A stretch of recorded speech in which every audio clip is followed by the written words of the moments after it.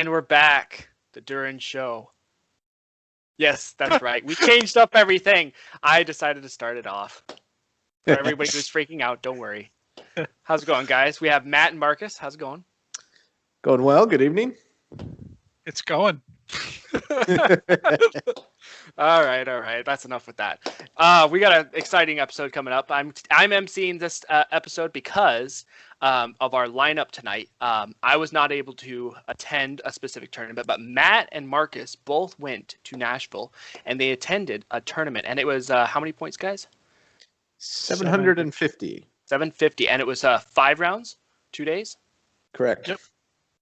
That's a full legit tournament. I'm really jealous, but we'll be getting some bat reps from that, some analysis, and then later on we'll be kind of talking about something that's really cool for me is reassessing in mid-game in an intense competitive game of when to go for the max VPs and when to reassess and pick your losses. So we're starting out. So this tournament was over in Nashville, right? Okay. And who was hosted? Go ahead, Marcus. No, I was going to say it was hosted by the Nashville group. I had to remind myself what the Facebook page is. It's the Nashville MESBG Fellowship Group. They're pretty active. They post a lot. Austin was the one that actually sponsored the event / MC the event, tournament organizer. Yeah. Very cool. I think they do it. It's their annual March on the Music City event that they've done for several years in a row now. Oh, perfect. Well, I'm glad they were able to do it again. How many people were able to attend? 16, right, Matt? No, we wound up getting 18 in the event. Okay. Very cool. That's a good size. Yeah, it was a good turnout. What was the location at? Was it a pub or something? It was actually in a hotel. They rented out like part of the dining room area, so it was a giant room. Oh, nice. Lots of space. Almost like a conference room. So basically you had just a bunch of tables spread out around the open space. Yeah. Very cool. Probably in normal circumstances, you could have easily and comfortably doubled or tripled the amount of tables. Yeah. Makes sense. All right. So I guess the first thing I'd like to get into, now that we've got the setting and everything, is what you guys were bringing. Because obviously 750, I don't know about you guys, but 750 is kind of an odd point levels. I don't actually play at 750 a lot. Most of my games are at like 600, 800. But look at that. We got some lists already popping up. So this looks like Matt's. All right. Marcus, you better get your stuff ready. Let me text my list. Let me text my list to myself so I can pull it up. Keep going, okay. Matt, go ahead and bring us through this. All right, so I'm going to start this by giving myself credit for being a man of my word. It was the last tournament of the year, and I stayed true to my commitment.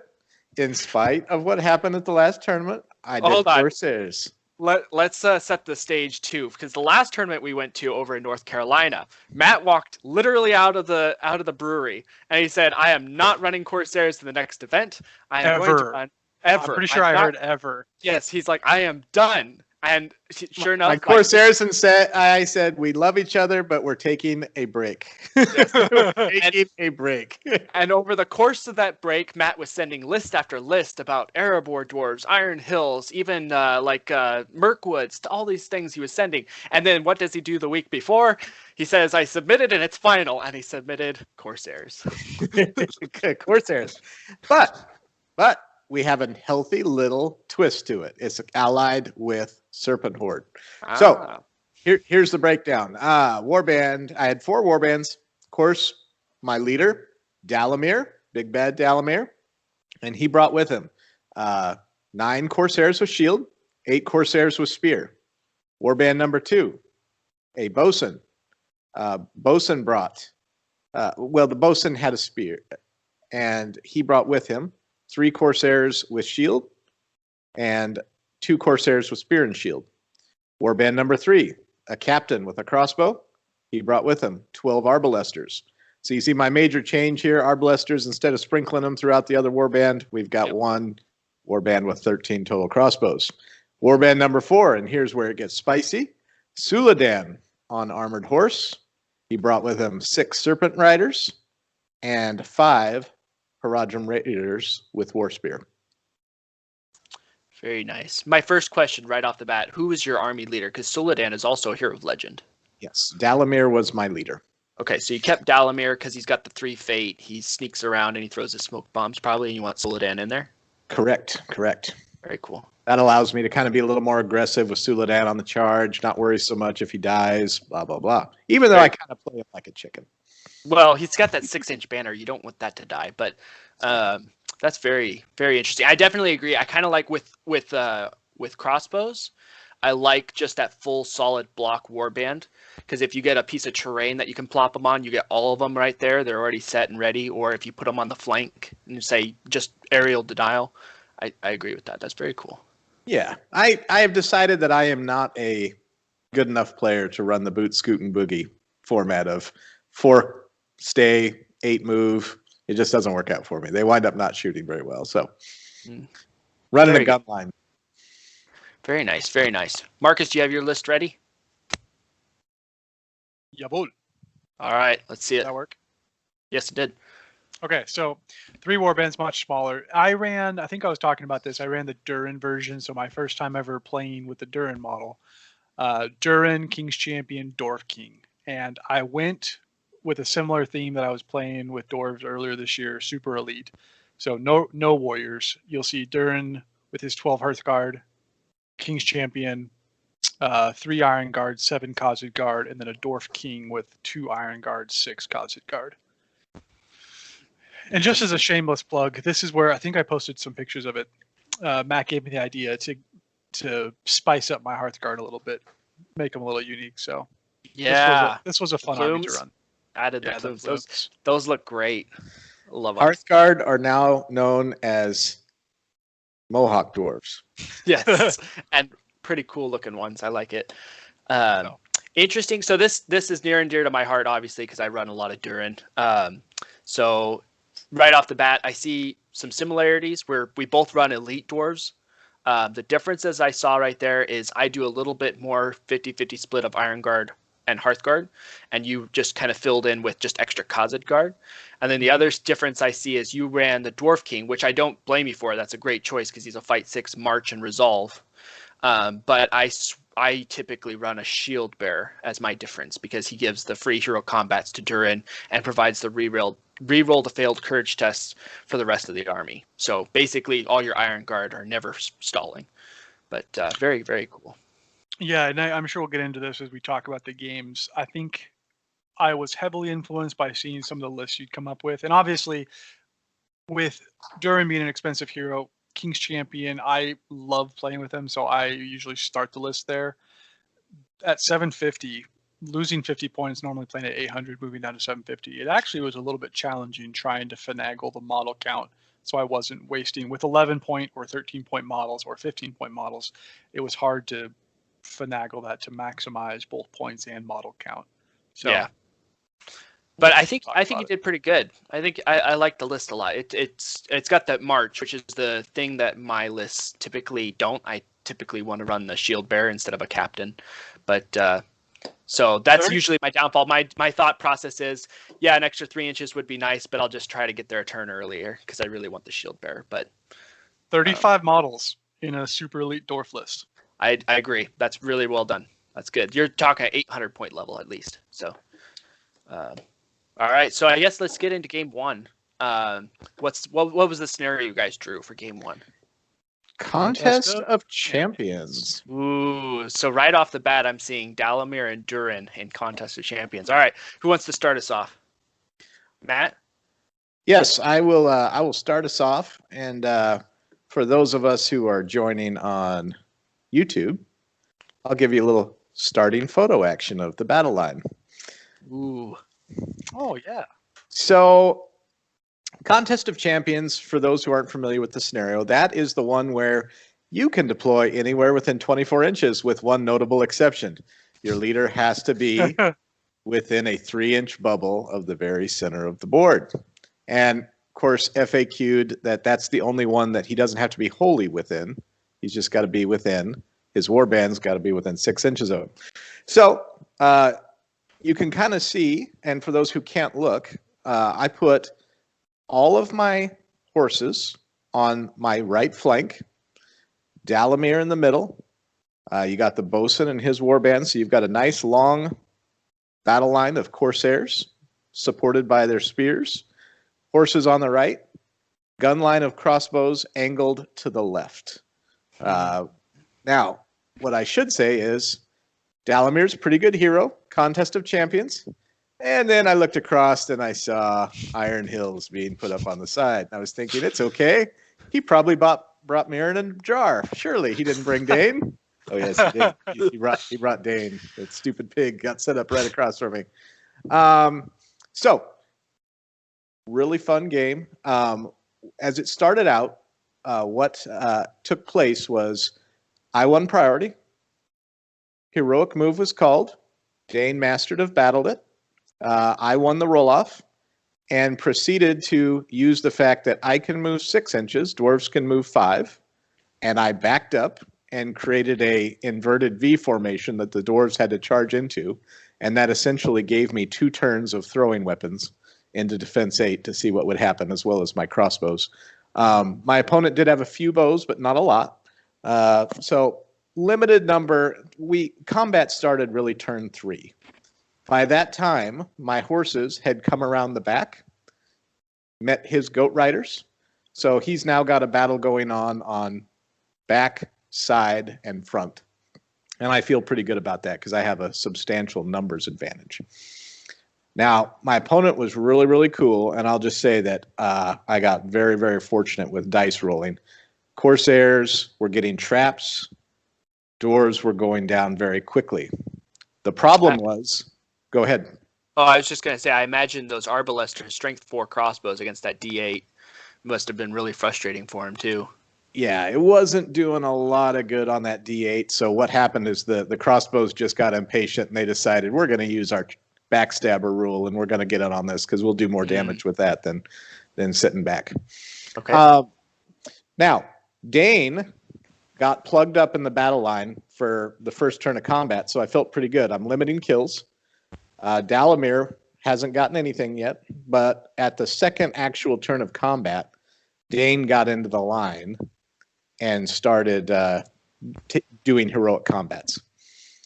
So what I did was I plugged Dane up with more warriors than he could kill. So I was theoretically limiting him to, if he charged, 4 kills. If he didn't charge, 3 kills. And I don't want to go through all of the ins and outs of the game, but I'll bring us up to a very vital point.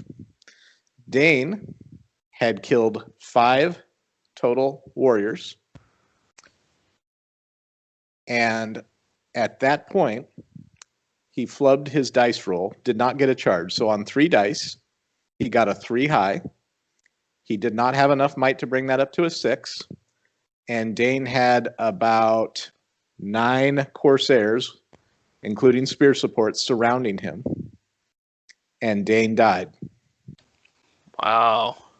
So, I'm feeling really good about this because Dalamir is still alive on the left.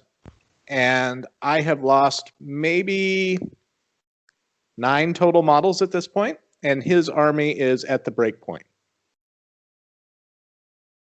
I will say the horses being able to dictate. I'm not charging all my horses at once, so no matter if I win the move or not, I'm getting 50% of my horses with their lances on the charge every turn. So even if he wins a move, he can only charge half of them. The other half then storm in. So every turn I'm getting at least 5 to 6 lance bonuses on the charge. A lot of traps in each combat. So if I win, things are dying. Now, rookie mistake happens by Matt at this point. I have every single model in my army can shield, except for my bosun and my captain, and Dalamir. Dalamir racks up 4 kills, and I thought, as I'm tallying up battle points, I've broken him. He hasn't broken me. I've killed his leader. I didn't kill it with Dalamir, but I thought I got points for killing his leader. And I thought, okay, final turn of the game. I'm going to do a heroic combat with Dalamir. Dalamir is going to go to 6 kills. and then I'll have all the points on the board. So Dalamir's heroic combat goes off. He does not win the dice roll because he was fighting Drar, who had used up all his fate, and he's tied fight value with Drar, so he loses that on a roll off. And so I'm thinking at this point, well, it's okay. I'm still going to go ahead and quarter him this turn and end the game because I will win. So I proceeded to not shield on the rest of my combats, quartered him. We shook hands. We're like, hey, good game. Start reading the rules for the way Contest of Champions actually works. And you only get points for leader kills if your leader kills their leader, as we found out. So Dane had 5 kills. Dalamir only wound up with 4. I broke him, was not broken, and I wound up losing by a victory point in that. Big lesson to learn is when Dalamir's heroic combat didn't go off, just shield with everybody else. Don't quarter. Get 1 more turn. Get 2 more kills with Dalamir. End the game when you want to end the game. That would have been a major victory. Mm-hmm. Yeah, super cool opponent, and credit to him for playing the scenario properly. So I deserve to lose that one. And read the scenario, boys and girls. Read the scenario. Marcus is probably going to throw me under the bus for. I wasn't gonna say it, but there was a moment where the packs came out. They told us what scenario, and Matt walked by. He's like, the little general's pack. He's like, hey, do you need to refresh up or refresh yourself on this scenario? And I was like, I looked at it a while back. He's like, are you sure? It's right here. You might want to look at it again. I would hate for something embarrassing to happen to you. He came back afterwards. He's like, I should have read the scenario. Well, obviously bummer, but still looks like you played it really well, Matt. I did have a question for you. Was Dalamir's smoke bombs ever going off on Dane? Because that would be like the prime target for me, I think. I used up 2 of Dane's will. Okay. With smoke bombs throwing into combat. Because I figured, what do I care if I transfix one of my guys? So any chance I had but I stopped doing it because what I realized is I'm trying to transfix Dane, and Dane is continuing to get kills spending will, and I was getting in a kill deficit because Dane spends a will, kills 3 guys. Dalamir's getting nobody because Dalamir has to throw a smoke bomb into a combat that he's charging into if he charges. So what happened is Dalamir's sitting, not actually charging, trying to throw smoke bombs. So I abandoned that to get Dalamir into combat, if that makes sense. Yeah, that makes sense. Yeah, because I forgot you just spend a will point, you automatically resist it. Yeah. And Dane's got 3. Which I've decided the smoke bombs are great, and this will come more into play against things that don't have will. The smoke bombs are awesome, but to take out heroes, Dalamir needs to be paired up with a caster. If that's your primary gimmick, go kill their hero, then you really need the Knight of Imbar to do a sap will or do something to drain that will away so the smoke bombs become a thing. Yeah, I would completely agree with that. Because if thinking about it, Contest of Champions, I agree. You want some way of slowing Dane down, and a sap will paired with then a smoke bomb. Deadly. And then you wouldn't be afraid of charging even Dalamir in there because he's got the Bane of Kings with the trap +1 to wound, 6 dice. I would. That would be a interesting combo. But I do like your list. But close game. Obviously, you had it in your grasp, and I don't fault you. I do it all the time where I misread a scenario, or I misread. Honestly, this happens to me the most is when I misread when the game actually ends. I'm assuming that it's a 1 to 2 roll, the game ends or something like that, and it's actually quarter or something like that. It changes everything. So, happens to everybody. It honestly caught me off guard because you don't really think about quartering an Iron Hills army that quick. This army just kills really quick, and it just caught me off guard, to be honest with you. So shame on me.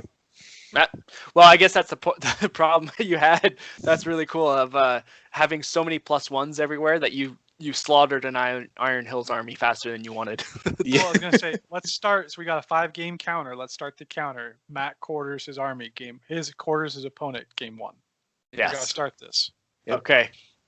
And I think the final tally was I lost either 9 or 11 models. Wow, that's A deadly. little cavalry horde right there.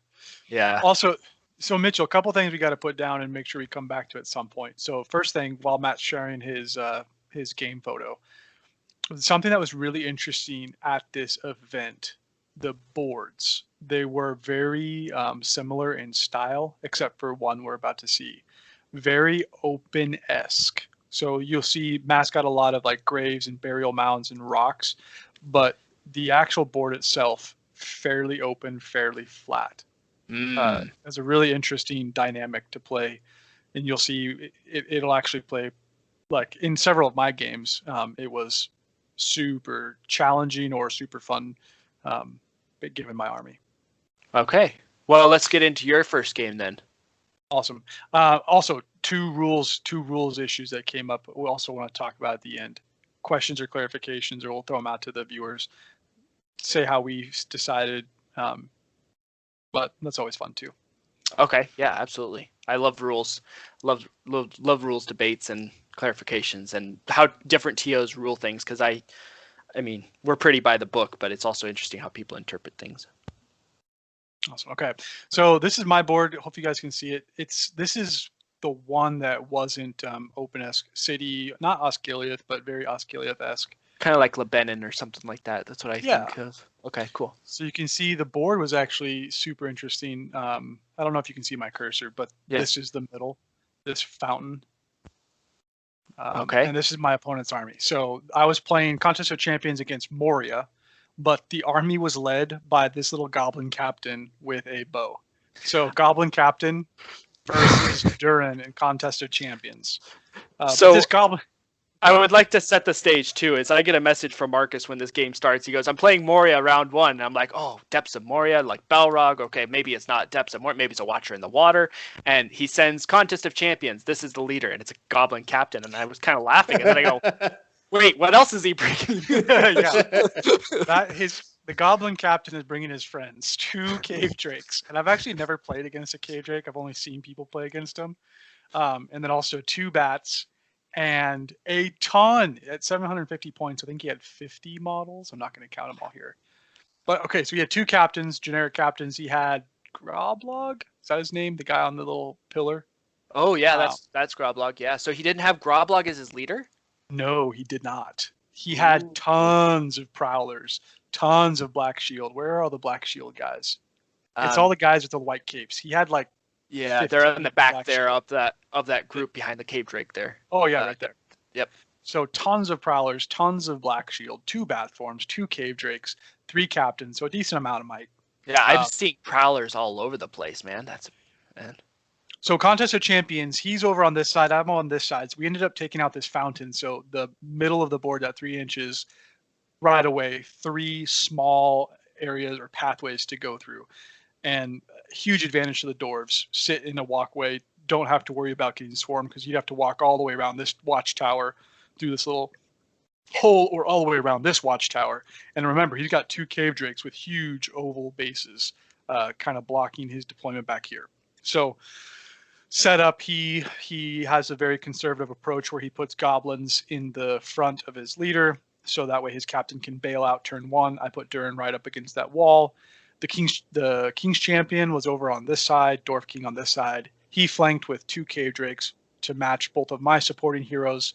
And then turn 1, roll off, Durin goes charging right in, charges 2 goblins, kills both of them, heroic combats into 2 more goblins, kills those. So after turn 1, I'm up 4 kills to 0. But I pulled, so there's going to be I don't know if I'm just getting worse in 2020 or if I was going through like a really rough patch, but you'll notice there's at least 1 or 2 points a game where you just bonehead move galore. Turn 1, I let my Dwarf King out on the spearhead of his warband on the left flank, and I look at the Cave Drake. Cave Drakes are 5/6. I just looked up their rule profile. They don't have strike. And so honestly, if he rolls his Cave Drake into combat with my Dwarf King, I would risk a roll-off. It does have Monstrous Charge. It does have Gaping Maw, but I have so many Cosmic Guards. If he charges me on that turn 1, he's going to get swarmed. And just over attrition, I know my Cosmic Guard are going to be able to kill it. I even swung a few Hearthguard over here. So 6 wounds, no problem. I mismeasured. The Bat Swarm got into combat with the Dwarf King, so the Bat Swarms flew right in. Cave Drake have my fight value. Cave Drake knocked him over. Monstrous Charge, 10 attacks, killed my Dwarf King turn 1. So turn 1, Durin has a 4-0 lead, but I also just lost 75 points. And a lot of my pride, because half my flank just died. So the next turn, King's Champion is just trying to survive. He does do a pretty good job of bogging me down. He was doing a lot of kind of shielding, kiting tactics. So it was hard in this small area. It was hard to get through and actually get into a position where I could heroic combat. But the big thing and kind of like the last significant thing for several turns happened. I think it was the beginning of turn 3. I think it was the beginning of turn 3. There was an option. The cave Drake on the right was I won priority, and I had the option to charge with Durin and with the King's Champion, and 2 other support that wouldn't be able to get pulled off. So I was going to try and go for the blitz kill on the Cave Drake on the right side, and hopefully really tilt the balance in my favor. It surprisingly. He ended up pulling up more guys than I thought. So at the end of the day, it was only Durin, King's Champion, and 1 warrior who were fighting the Cave Drake. These things are unbelievably tanky. 6 wounds. Defense. It's a high defense. I'm blanking on the defense 6, I think. But it's better than 6. I think it's 7 or 8. I'll look it up. So all I remember is I didn't get the trap, but I had one of the craziest wounding rolls of my life. Durin with 3 attacks put 3 wounds on the Cave Drake. Nice. 2 6s and a 5. And the warrior missed, and the King Champion put 3 wounds on the Cave Drake with 3 dice. So out of 7 dice, I dealt 6 wounds and killed the Cave Drake. And at that point, I was like, okay, I've made up for my faux pas of losing the Dwarf King. And that's when the entire game went to Sinkfest. The other Cave Drake got into my heroes. I could not kill it. I couldn't get a fight. I couldn't get a trap. It literally just existed. Ended up killing my King's Champion with the knockover, the Monstrous Charge. It barreled me over, killed him. He ended up killing Durin. No, he put a wound on Durin. Sorry. Put a wound on Durin with that knockover Monstrous Charge. He didn't try the Gaping Maw. He was just trying to kill. Yeah, because I know you sent me a text message during that game asking if Durin's crown protected against the Gaping Maw. So I was wondering if that ever did come up. This is the last picture I have of the game. You can kind of see how it evolved. This Cave Drake came from this side. So after he killed the King's Champion, he came to the middle.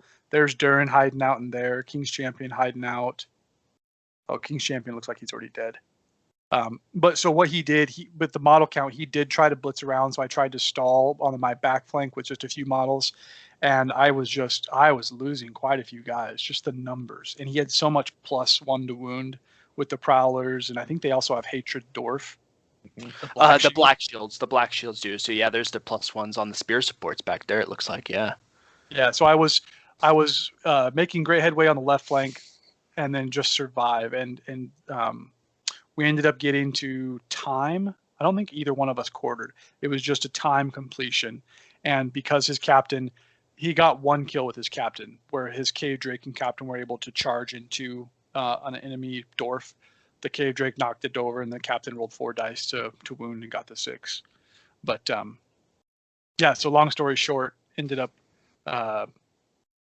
breaking him, not being broken, and then having triple the kills as my enemy leader. Since I had 4 kills, he only had 1. So I think that was an 8-1 victory. Okay. Very nice. Good He start. got it probably for breaking you, but not he broke himself, so he only got the 1 point. Is that what it was?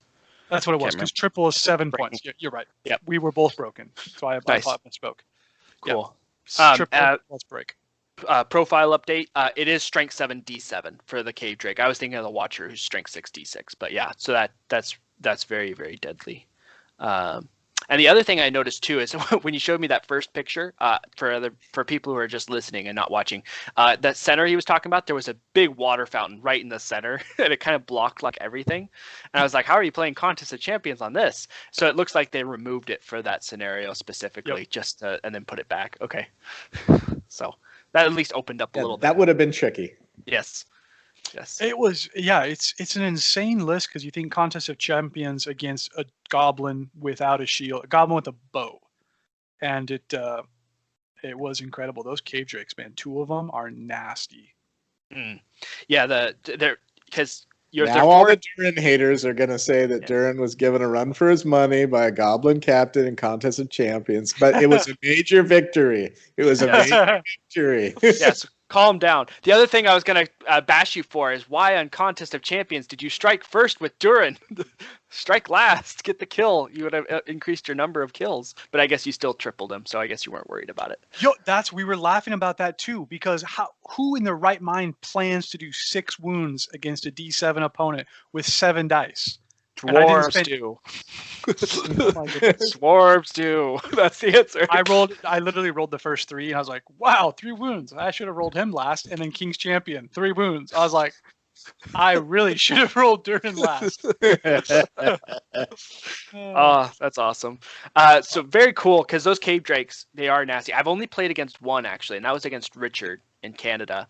And we laugh about this, because I had something similar to you, where I threw like 5 or 6 Hearthguard into it, and then I had Durin, and I was running a Dwarf King at the time. Durin and a Dwarf King charged the Bat Swarm, and they did a Heroic Combat and a Heroic Strike, and they're gonna like trap the Cave Drake and 1-punch it, a Bat Swarm, and I lost the combat to a Bat Swarm with Durin and they're Dwarf King. Sneaky. The Bat Swarms have 4 wounds, Cave Drake 6 wounds. It takes you have to really be careful when you're trying to plan up a blitz to actually get through it. So very game cool. overall. Great game. So major victory for Marcus, and we're rolling into round 2. What was the scenario? Round 2 was seize the prize. Ooh, very cool. So we're dragging 2 scenarios that I'm not overly fond of, but that's okay. That's okay. Yes. So Matt, why don't you start us out with seize the prize? Okay, so I was a little flustered after my first game, so I didn't take a picture of the starting board on my second one. So I'll just talk through this narratively. So we are on a board that was actually the front lawn of the Lonely Mountains, so to speak. So it actually had a really cool display board of the door of Erebor back that they took down for us to play. But just a beautiful board, but very flat. But its terrain features were like ruined rocks that kind of prohibited you from just marching straight through it because it was difficult terrain, but didn't necessarily block line of sight to a great extent, if that makes sense. So you just imagine a bunch of rocky, difficult terrain that kind of kept you from setting your models just in a battle line. So everybody knows, seize the prize. You want to go get to the middle first. You want to go grab it, get it off your opponent's board edge, or at least hold it. So I set up, I was playing a Moria army. The Moria army was led by the Shadow Lord on a horse. He had a generic Ringwraith on a Fell Beast. He had Shagrat, Kardouche, and Gorbag. And then just a bunch of different, yes, that's the board. Thanks. And then while we're on a pause, I think you mean Mordor, right? I think I heard Moria. Oh, yeah, I'm sorry. Yeah, Mordor. That's okay. Me and my nitpicky, but that's open. That's a fairly big discrepancy. So I'm glad you called me out on that. Well, you said, and we're playing Moria, and it started out with a Shadow Lord, and I was like, what? Okay. Yeah, this is a weird yellow alliance. No, Mordor. Thank you. Okay, perfect. One of those things that starts with an M. Yeah. And okay, that's a really open board. My Condish Chariots would have loved that, but all right. Yes. So for those who can see the picture, the side that's shown is the side I started on. So I set up in position with cavalry up front, thinking that, okay, you've got Heroic March on Suladan. I then put a captain kind of close to the middle, where he could get out if he needed to call the march for some reason. And I bubbled everything else to be able to, okay, as whoever calls the march, the horses will be able to get on the prize first turn. And then we'll see where everybody else ends up. But it's all staged to be able to get my cavalry middle of the board, turn 1. So this is actually going to create most of the conversation for this game. So I think I positioned fairly well. I lost priority. And so you think at this point, what heroics do you call? And my opponent called March. I called March. And then my opponent asked, are you also going to call a heroic move? And I thought about it, but if you think about the position, and if you call a heroic move, that person has to go first. If he calls with me, anybody within 6 inches has to go first with him and then end within 6 inches. Therefore, if you leave your marching hero out, your marching hero is somewhat stranded. So I did not call a heroic move. I just stuck with my march. Well, and also remember your hero that you would have called the move with is on foot, not on horse. Yes. So once this is all set up, I would really like your guys' thoughts, because this is a tactical win or lose the scenario on what you do in the first turn. So with the opponent had the ring wraith on Fell Beast that called the march, because the generic ring wraiths have march. So he proceeded to take the ring wraith past the prize, brought up wargs, dismounted on the prize, picked it up very first attempt, and that was his move. Okay, so at this point, I now have a heroic march called, and doggone, I'm losing my train of thought. I didn't call the march with Suladan, I called the march with the captain. So with the way he positioned his ring wraith, Suladan, if I chose to move him first, could not go in the march and could charge the Fell Beast, who was all out by himself. And I'm thinking Fell Beast wouldn't have the charge bonus. Suladan can get into him the way it worked out in the measurement. So I moved Suladan first, charged the ring wraith, thinking heroic combat into the one little lonely guy that's sitting on the prize. And then I'll bring everybody else up in the march, and I'll have a lot of support right by Suladan for the next turn after that. Does that make sense? Mm-hmm. Yes. Okay, so Suladan charges the Fell Beast. The rest of the army participates in the heroic march right up behind him. Suladan doesn't get his knockdown, but he gets the extra bonus for charging. 4 dice on the charge, rolls a 2 high. That's okay. Suladan has a banner. Suladan rolls a 1 with his banner. Ring Wraith with his 2 attacks from the Fell Beast rolls 2 6s. Suladan loses combat. Suladan is rended by Fell Beast. Suladan does not die, but has 1 wound, no fate left when it's all done. End of turn 1. Suladan's almost dead. My opponent has the prize. Turn 2, I lose priority. Call a heroic move. I lose the roll-off. Suladan is transfixed. Rest of my army engages in a cluster. And keep in mind the Shadow Lord's calling Pall of Darkness, so my crossbows this entire game, I rolled 2 hits and did not kill anybody for the entire game. There's the story of that for 13 crossbows. So he hands off the prize to the Shadow Lord on horse, and the rest of the game is me chasing him back into his corner. By the time the game ends, I have broken him, not been broken. He has the prize on his objective side. And I've just kept harassing him, and I corralled him.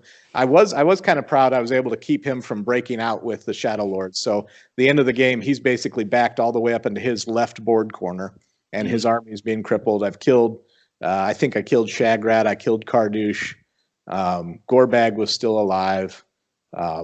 Didn't lose a ton of models on my side, but ended with a tie with the way the points worked out because of him having that prize. So you got 3 for having the prize. You broke him without breaking. That's the 3? Yep. 3-3.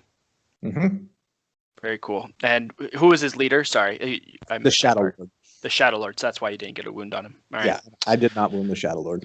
Okay.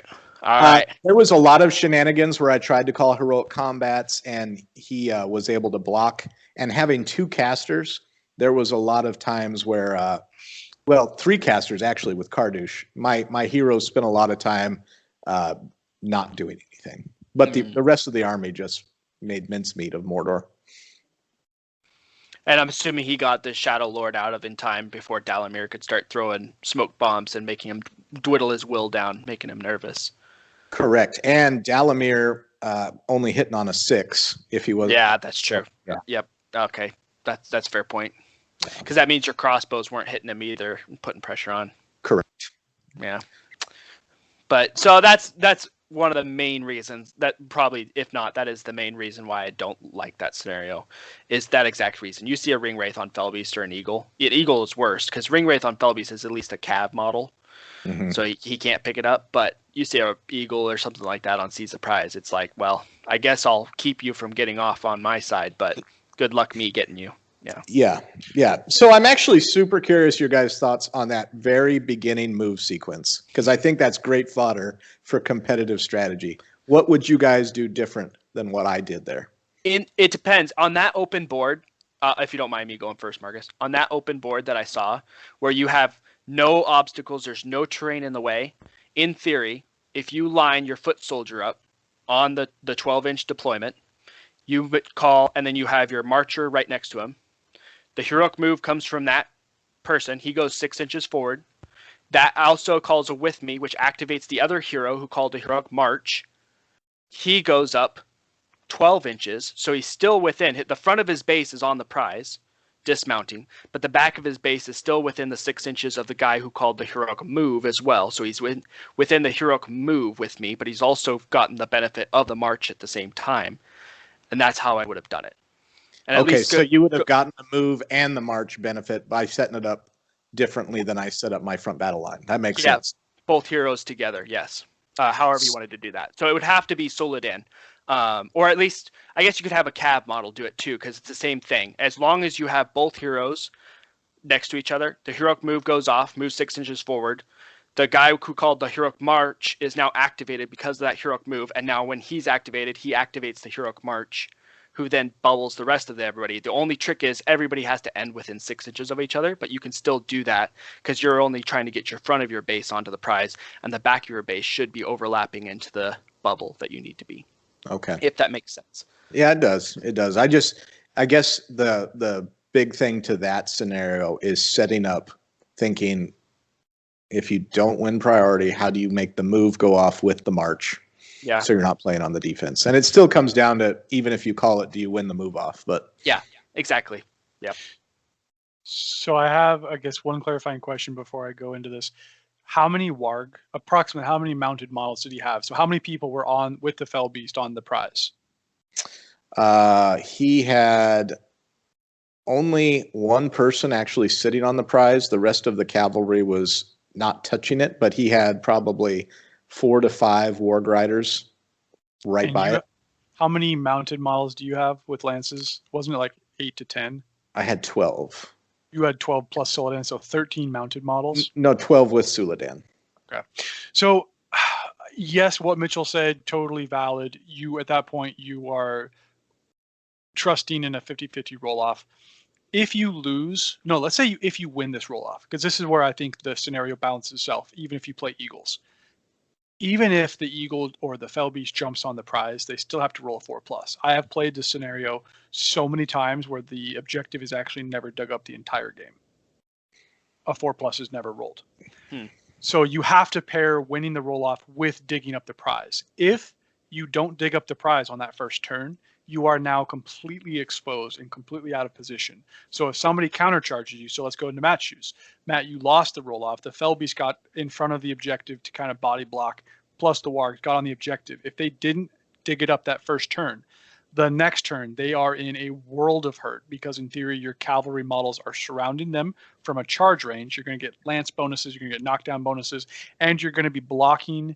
I mean, it's a flying monster, so maybe not too much. You're potentially blocking him from connecting his cavalry to his foot soldiers. So huge risk. On top of that, remember, you botched your freaking combat roll. Like, reverse it. What if you rolled the 6s and he rolled all the 1s and you killed the ring wraith on Fellbeast first turn and then launched into this could have gone completely different, all based on the roll of the dice. So I don't think it's an auto lose. I don't think it's all down to turn 1. I think there were 3 things, right? He won the roll off, he won priority, he dug up the prize, and he survived the heroic combat all in the same turn. Yeah. The only thing I would ask is the way you had it set up, it was only Soladan charging the Fellbeast. Is there any way to have gotten additional buddies to come help with lances and +1 to wound and more dice? There could have been, because I think I could have gotten one more horse in on it, but I saved them to get them on the march so that they were positioning around the prize. I was trying to set up for the next turn. So yeah, I could have gotten another dice in or 2 more dice in on that charge.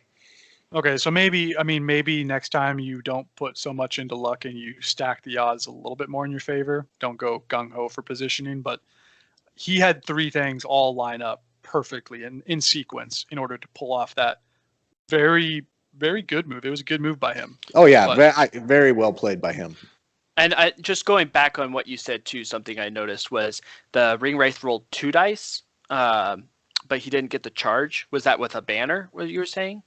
Well, he got on Fellbeast. Ring wraith on Fellbeast, so he was rolling for the Fellbeast attack. Oh, the Fellbeast has 2 attacks, right? And then you have 3 attacks because he's a cavalry model, so you didn't get your extra attack, but Maybe you did get your banner reroll. Yeah, because I was thinking monster, you get it. Yeah, but cavalry cancels cavalry. So yeah, 4 dice with the cavalry. I'm making all kinds of mistakes today, solidifying my position as the new. No, it's all this good. This is why I tied. Okay. But even still, so I do want to give you credit on this. I'm counted the scoring on this. Like we can go back and get a recount on this. Yeah. Suspect. I do want to give you credit though, because don't think that this is all doom and gloom. So what Marcus just said, you lost priority, you lost the positioning, he dug up the prize first turn, and you botched your roll against the Fellbeast, which should have been dead, and yet you still pulled out a tie. Like that goes all favor to you. Like that's almost a guaranteed lose for most of people, I would say. With flying monsters and so many cavalry, like exactly. That's a tough matchup to block. And go ahead. Yeah, I was just saying, because there is a chance you can hand that prize off to the Fellbeast because it is a cavalry model. So the fact that you were able to pin those Fellbeasts so that he wasn't even comfortable risking handing it off to the Fellbeast to fly over your formation and get off the board, that's credit to you on how you played that game, I think. Well, and maybe also something to do with the fact that he had a gun line of 13 crossbows waiting for the Fellbeast to jump over. Yeah, he was scared to death to get that Fellbeast away from Shadow Lord. Yeah. We're duck hunting. Range 42. Please jump over my line, please. Loose the arrow. No. On a serious note, though, something I want to make sure we talk about lots is when the game is not going your way, especially in a competitive match, how do you salvage and adapt and change your strategy? And right away, you went into pin. Do not prevent him from getting 5 points for getting across midfield. So you max him out on 3 right away, and you instantly went in, maybe subconsciously, but you went into break mode. And you quartered another opponent without breaking. Yeah. So this is 2. The counter's 2. That game must have timed out too, because the only way it ends is if both sides quarter 2. So you played it all the way up to the end, maximum time, and you still only gave him 3 BP. So looking at it from his perspective, I would be really frustrated if I had a flying monster army and I grabbed the prize first and I couldn't score more than 3 points. So well done. Great recovery. Thank you. So let's make sure we've corrected all the errors that I just said. It was Mordor, not Moria. Suladan only gets 3 because he charged a cavalry. So no charge bonus. And then what was the other one I messed up? Oh, I should have charged another cavalry into the Fellbeast to get another dice attempt into that. Because there's your 4th. Yeah. No. All right. Well done. All right, moving on. We got Marcus. He's got the Durin on Seize the Prize. This is interesting because now your king paid off because he has the march. Yes, but when I saw my opponent for game 2, it was Isengard with heavy Uruk-hai scout with Mahar's Marauders. So I'm thinking Lurtz, March, Mahar, plus all these 8-inch move Marauders, and Shark, is it Sharky? Sharku. Sharku. Yeah, Sharky, Saruman, sorry. Sharku with probably 6 to 7 Warg Riders. So super fast moving army. I'm sharing my screen. The board is Khazad-dûm, the bridge of Khazad-dûm. So the traditional gap right through the middle, that chasm. There's a giant bridge, 3 infantry model wide bridge, kind of arcing up. It's an elevated bridge, and then 2 bridges on each side of that main bridge, wide enough for 2 infantry models to go across. So 5 total bridges crossing this chasm. The other thing to call out, he had quite a few. He had Brasku, the crossbow scout, 4 Uruk-hai crossbows, 7 Uruk-hai scout bowmen. So he had a pretty large contingent of shooting. So that's the match. I'm just seeing a troll too. So he had Isengard troll. And the Isengard troll. Sorry, Okay. He doesn't play much of a factor in this game. I kind of forgot about him. Okay. I just. The guy I was playing with, he was super cool. We were making lots of jokes about this Isengard troll. That's hilarious. And for those who don't know this board, this is the board. It looks like straight from the scenario rulebook in the Army of the Lord of the Rings of the Bridge of Khazad-dûm of Durin versus the Balrog. Because I built that board for a scenario, so very recognizable to me. Epic board. Very well done. So huge tactic. I mean, really, the game did not go as you would think on paper. There was a huge tactical error by my opponent right away. He deployed Lurtz, is his first warband, right on the bridge, in position to sprint, and put the Isengard troll in front of the warband, essentially blocking the bridge. So Lurtz couldn't call a march and move first. Everything was bottlenecked by this troll. So long story short, I think I have a couple pictures of this. My Dwarf King and Durin, side by side, marching across this bridge. I got the march off. The dwarves actually got to the prize before Uruk-hai, which was strange. The king picked up... Especially with Mahar's Marauders. Yeah. So the king ended up picking them. I'm seeing if I've got... I'm skipping ahead too far here. The king picked up the prize. So it was Durin. The king kind of faded back just because here's all the crossbow guys down here.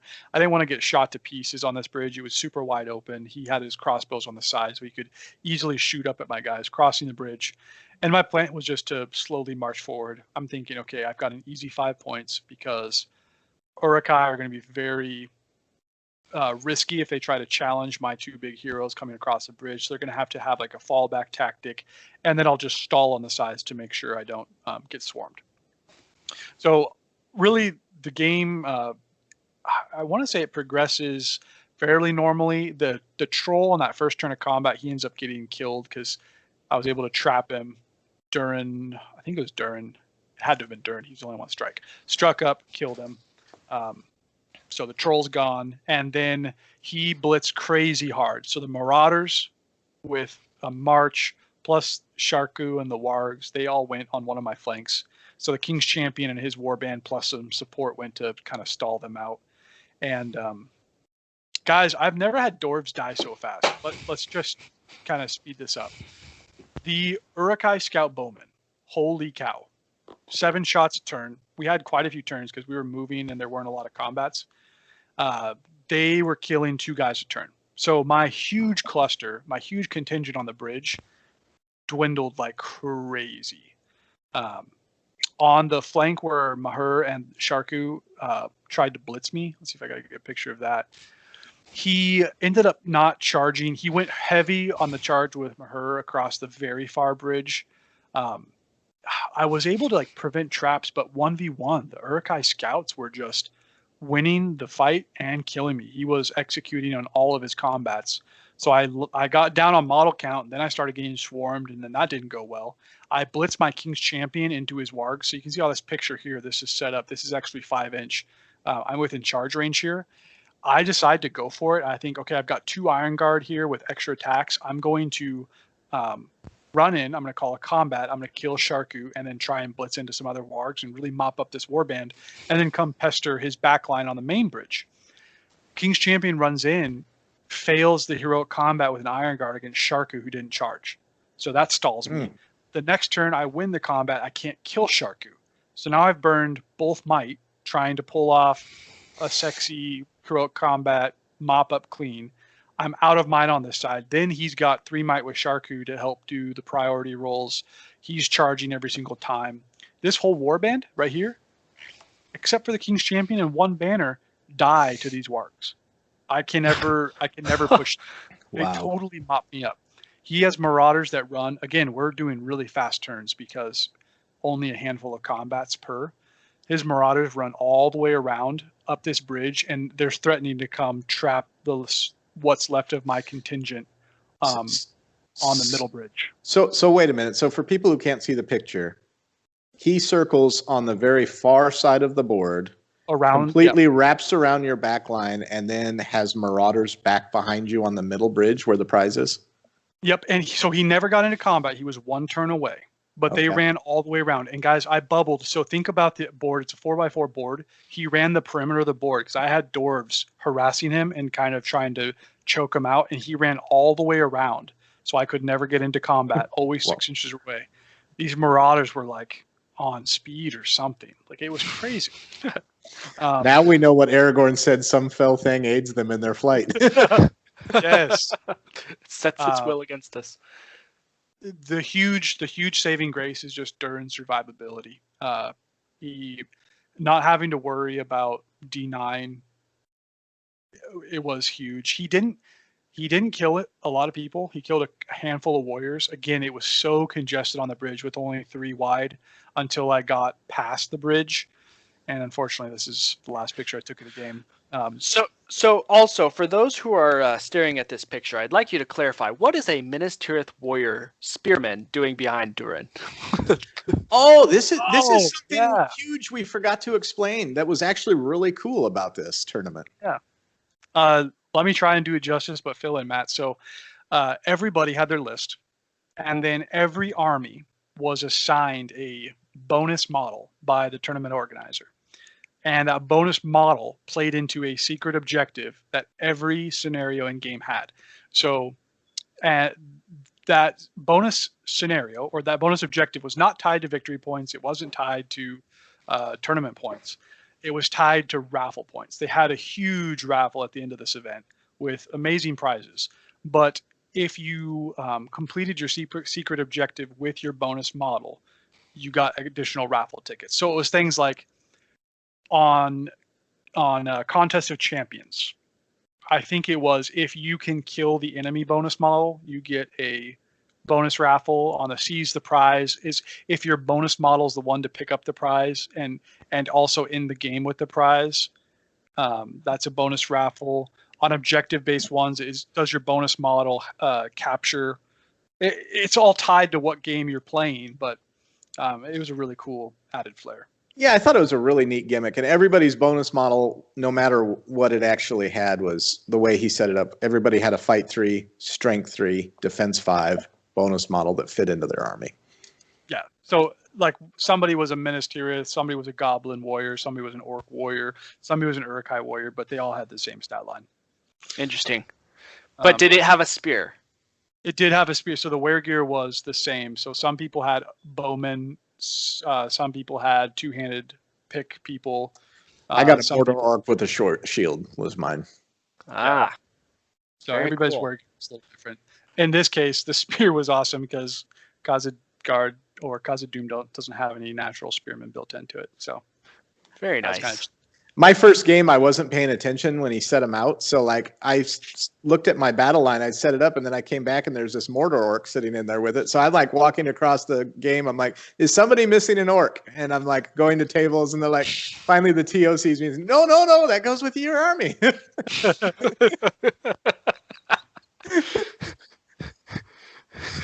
That's awesome. That sounds like a super fun little secondary objective thing.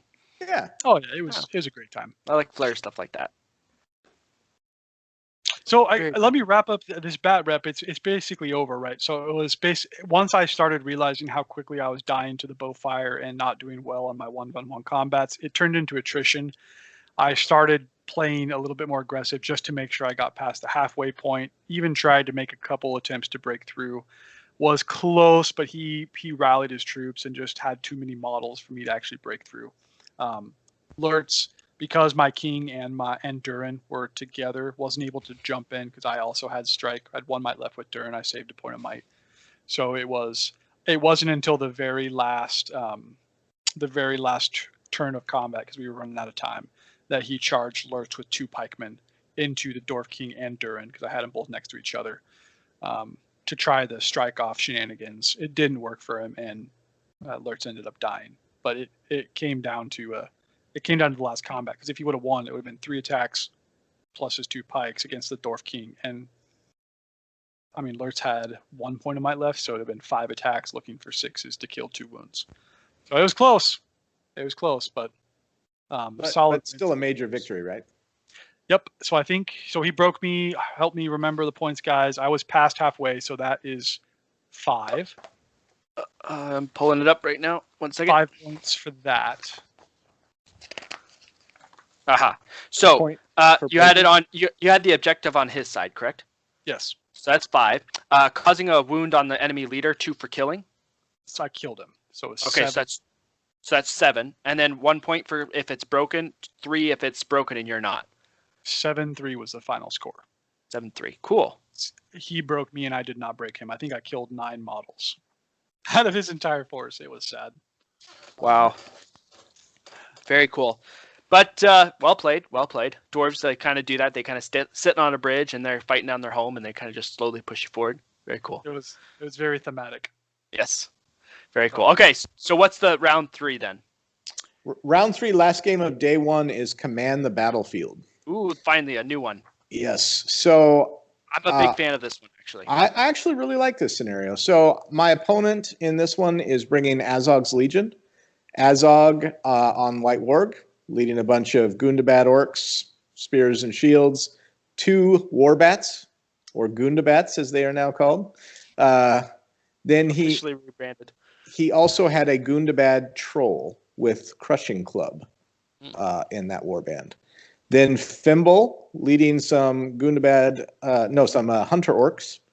And then he had a Gundabad captain leading an assortment of orcs and a banner.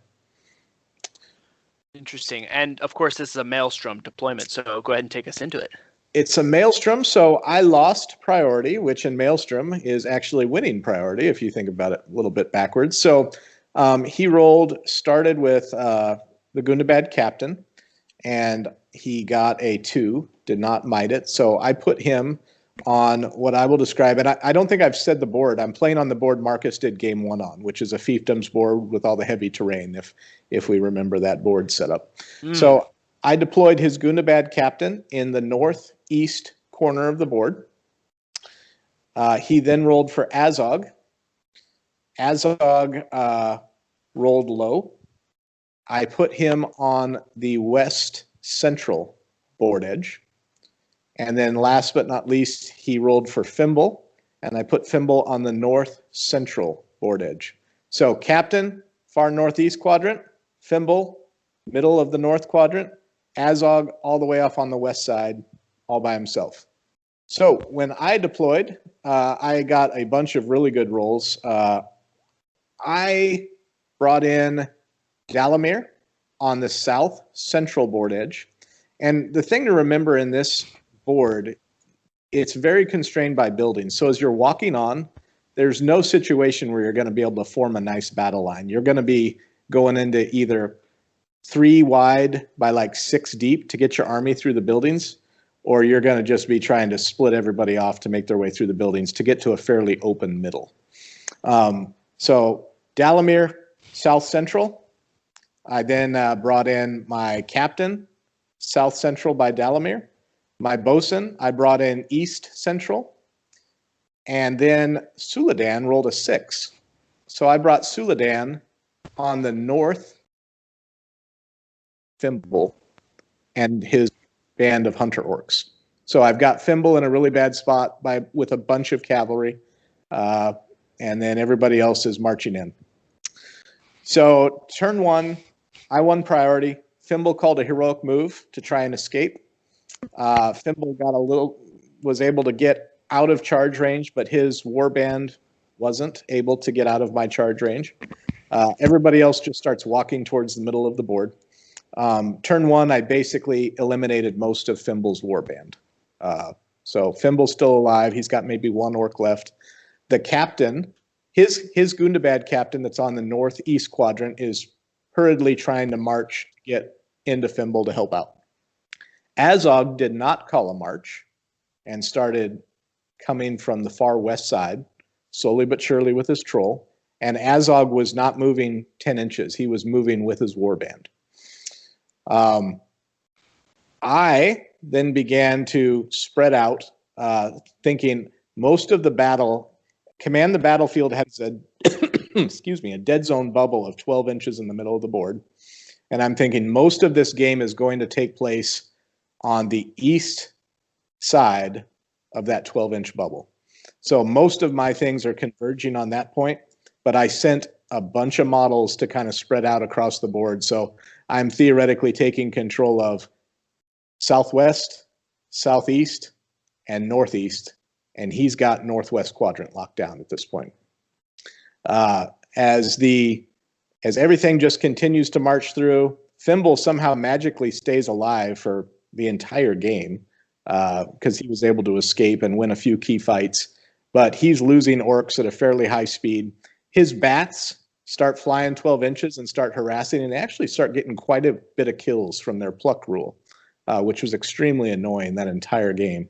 That's a strength 4 hit?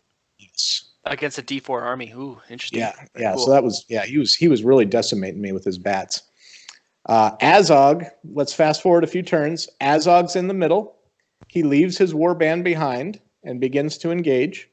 And I saw an opportunity with Dalamir on the Gundabad troll. So Dalamir and a bunch of his little friends flash killed the Gundabad troll with a smoke bomb because the troll has no will. So the troll goes down in 1 combat, which was painful for him. Azog then abandons everybody and goes to the east side to start doing what Azog does, killing everything with a ridiculous amount. I was able to keep Azog away from heroes. Azog did not have the stone flail, so he was really getting bogged down in just base troop warriors, which I was fine with, absolutely fine with. Wow. It seems like Marcus's theory about the stone flail pays off more and more the more I hear about the Azog, is he needs the flail. Absolutely. It's expensive, but yeah. Yeah, you got to have that two-handed, in my opinion. Now, in this scenario, my crossbows actually started to do some good because I was able to kind of spread them out across the board and put them up on buildings so they had line of sight. And they're able to start doing little shots every once in a while, harass, at least make him think about where am I going to put my troops because his baseline troops are D6, so I'm wounded on 5s if I can hit. And it just became a war of attrition at that point. I actually almost killed Azog. I was able to keep Dalamir away. I quartered him actually in this scenario. We ran out of time, but I did not break. For all of those kids counting, that's 3 out of 3 games. Yep. And I commanded all 4 quadrants of the battlefield when it ended. So nice. I think it was a 10-0 victory. You wounded Azog? Mm-hmm. 11. Nope, then I didn't wound Azog. Never mind. Okay, but did you break? Sorry, I missed that part. Did you break at all? No. So you would score, if you had all 4 quadrants, that's 8. Breaking without being broken is 2, and then wounding a leader is 1. So it's 11. Okay. I think I did not wound Azog, Mitchell. I think I misspoke. Okay. I think I won 10-0. Okay. So I could be wrong. I came over to watch the last few minutes of this game. I think you did wound Azog, Matt, but I think what wasn't one of the objectives, you controlled it, but you didn't have double the models, so you only got 1 point for the 4th quadrant, and you wounded Azog because you had that crazy trap. Remember? That's right. You're right. Because I knew it was 10-0, and I couldn't remember how I got to 10-0. Okay, so you had full control of 3 quadrants. You controlled 1 quadrant, and then you wounded Azog. Very cool. Yeah. So that's 3 quarters, as we're still counting. So Matt, I would say your army is built to kill. Yeah. so far, you've gone up against Iron Hills, Mordor, and Azog's Legion, and haven't slowed down. And D4 is like tricky resilient because nobody dies either.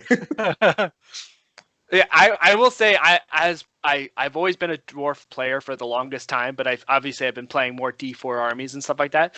I will say it is more entertaining for you to see the frustration of your opponent when he says, I should be killing these things, so why am I not?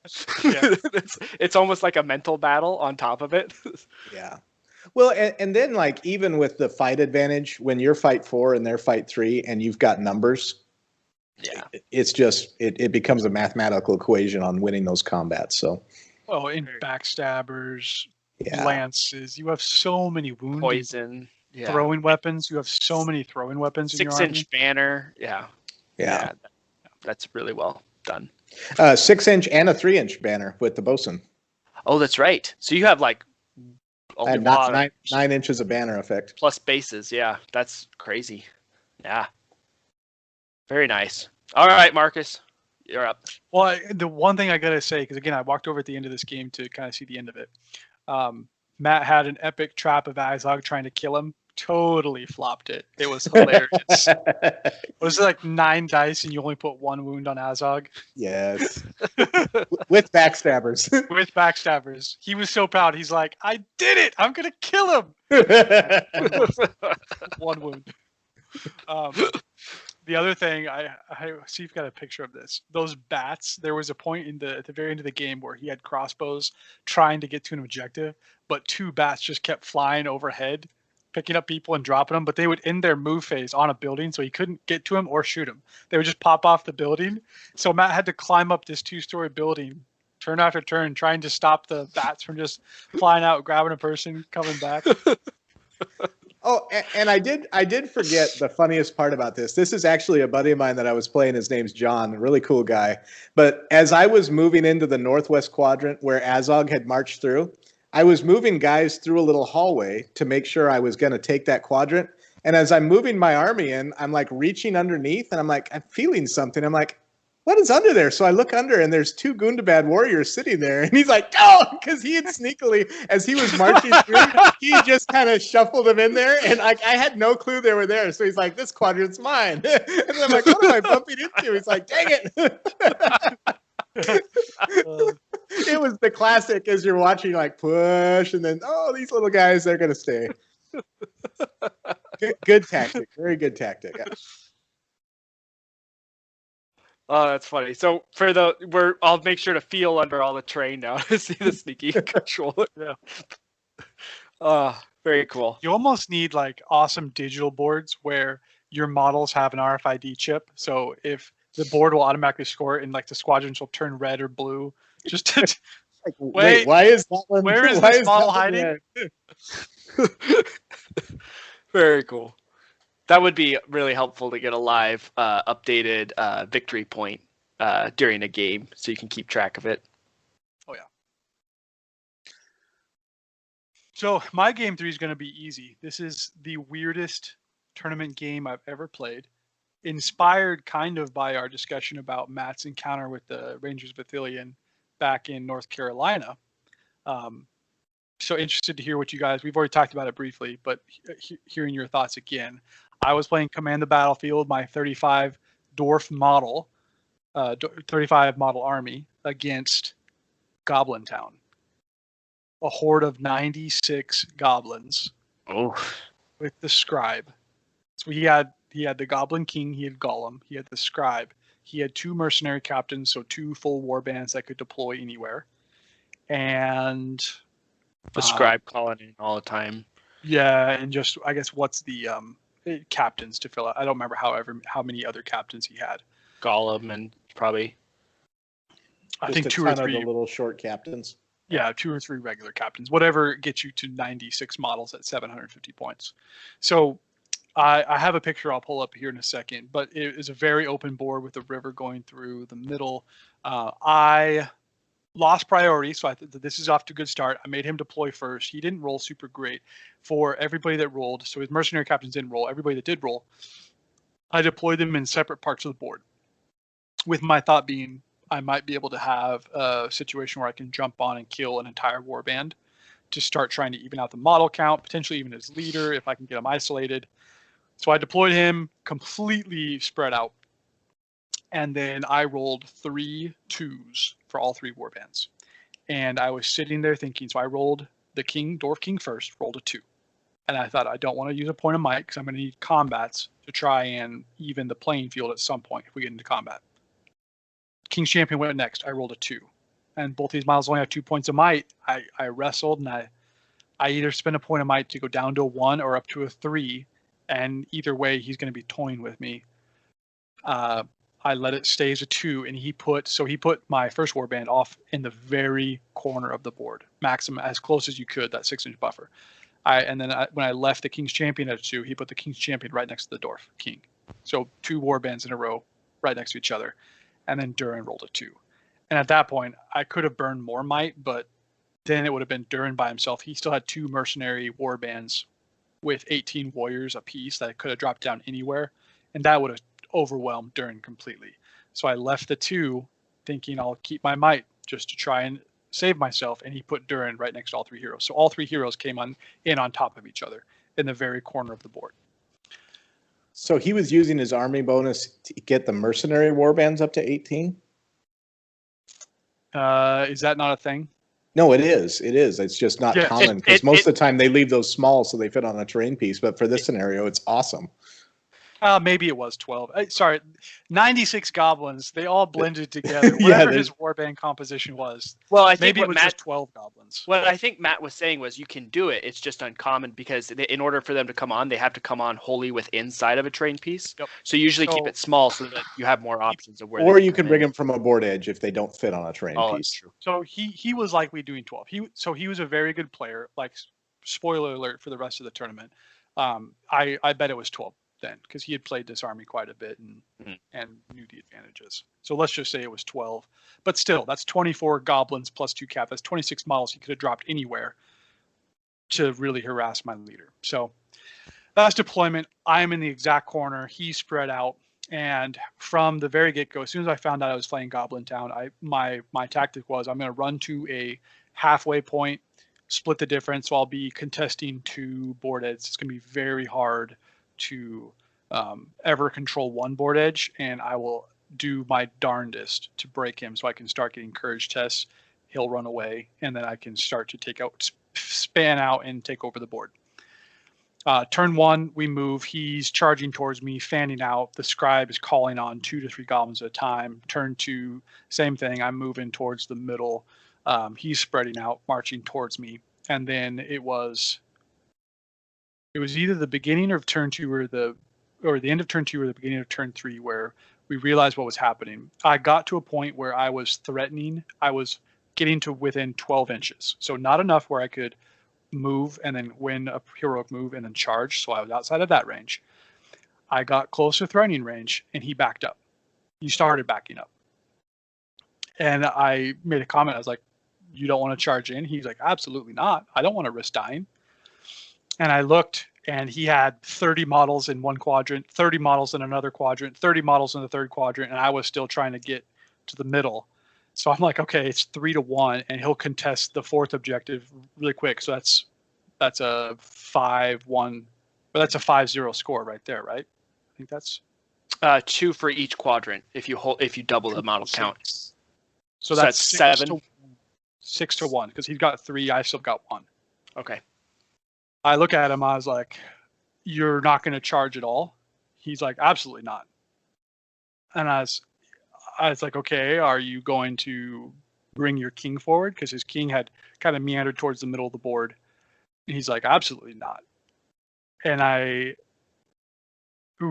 did the math in my head really quick. I was like, "Well, if you're not going to charge me to get into combat, I am not going to chase you because as soon as I chase you and spread out, you'll swarm everybody. I'll likely die, but there's no way. Oh yeah, throw up some pictures. But there's no way I'll be able to outnumber you just because of the sheer volume of goblins you have. And your leader, the victory points for your leader kill will never be there because you're never going to bring him into combat." And he's like, "Yeah, pretty much." So in the middle of that turn, I pulled everybody back. So all of my models were within 1 quadrant. So I had double the models on quadrant 1, I'll call it. He had 30 models apiece on quadrants 2 through 4. So That was 6-2. a 6-2 game, and we called it right there. It was interesting. It only took about. Well, it's like we talked about this. He's a cool guy, and we ended up playing like some, what do you call it? Skirmish game, or skirmish. After we scored the game, then we just charged in for a bloodbath, and we had some funny combats. We did that for 20 or 30 minutes. I finally had the situation where my dwarves were wounding on 2s, rerolling 1s. It's my strength 4 guys piercing struck with Burley against his D3 goblins. So nice. I had some pretty epic wounding rolls. But yeah, from a competitive sense, he didn't want to risk, and it was valid because there were a lot of dwarf players. He had just played a dwarf army where he did break, and the courage test started going bad for him. I mean, he pulled it out still, but he didn't want to risk coming into combat, risk breaking, and then completely running away. So he held everybody back, and I wasn't going to risk chasing him down because we did a best case, worst case. Best case for me was that 6-2 score. From a victory point, it's still a major loss, but from a victory points perspective, I still get 2 victory points, and it's a penalty for him. He only gets 6 victory points for his major win, but his cost benefit was a lot greater. He could have gotten 12 zip, and likely he had a pretty good shot at getting 12 zip, but he didn't want to risk losing the game, so he was okay with a major victory 6-2 score. So 10-minute, we had a 10 or 15-minute, if we talked, I can't remember how long it actually went, but 10-minute competitive game at 750 points. So what's interesting to think is what else could you have done to force a different decision? And I'm kind of scratching my head right now because you're move 5, he's move 5. Yeah, there's virtually nothing you can do. It's in other scenarios where you control something, it doesn't always say if you double the models, you get double the full VPs for it. Some of them is if you just have more, you only get 1. If you have all of them and no enemy models, you get the full points for it. Yeah. And I think that's what it's protecting against. So in Command the Battlefield, I've always loved the fact that, if I double the models, I still get full points. I see the downside now because Marcus had absolutely no shot if he's backing away. Because even if you straddled 2 quadrants, I mean, he's going to double you on both of them then. Mm-hmm. Because you only have 35 models. Remember where I said the board style was challenging and super fun at the same time? The other thing is if the board was not open to allow, so all of his models had march, right, that were close. So you can see this picture. This is where we called it. This warband right here was backing up with march. I have 1 king with march, so I get 1 chance to blitz him, and he's just going to counter and move away in a circular wheel. Yep. So the board being so open, allowing him totally free movement. Think about if we had played on that city board where you can't just move 5 inches in the position you want. You have to go around a building or you're in a choke point. That would have hampered him. He'd have never been able to move his army. Yeah. The other thing is deployment. If I would have burned might, if I would have risked going down to 1 and re-rolling, because remember, he was totally spread out. So if I would have rolled hot, and if I would have rolled high enough where I could have deployed 2 warbands on top of the Goblin King, who, side note, the Goblin King is filthy. But I would have I would have tried to assassinate him. Yeah. He had 1 game where the Goblin King staved off 15 wounds in a row with that 3+ and that 3+ fate save. Mm-hmm. Yeah. His blubbery fat. But again, that could have gone bad. I could have killed him there, but just being stuck at a 5-inch move, being stuck all the way down in this corner and trying to move out, it sucked. Yeah. So the first thing I'll say is I understand what he's doing. I mean, you obviously had 2 major victories already, which I'm assuming that meant he had 2 major victories. He's going for the tournament. He's going for the gold. Oh, yeah. So I understand it from a competitive standpoint. At the same time, I hate it. I really do. I think there is absolutely, you were on the back foot in that game, that entire game. Even like if you stood up and went at each other, I still would pick him to win. And to back away the whole game and not play doesn't feel right. I don't like it. I think if he would have engaged and played you fair and square, I think he still would have pulled out even a 12-0. Like that could have very well happened. So we'll look at the final scorings, but we talked about this a ton from a competitive standpoint. I think I don't take nothing against. He was a great guy. He was a great player. Very sound. Seeing the other games he played. It was a tactical call. No issue with that. Whatever. It sucked because I really only played 4 games for the event. It came back to bite him in the butt because games 4 and game 5 pairings, he was tied and lost the tie because of victory point standings and had different matchups. And the last matchup he had of the day was a horrible matchup for him because it was terror based against Goblin Town. And so the fact that he didn't go for the 12 victory points, because he was, at the end of the day, he was first place. He had 3 major victories. He had beaten the eventual tournament winner this day, or maybe he was heading into the matchup where he was about to beat the tournament winner.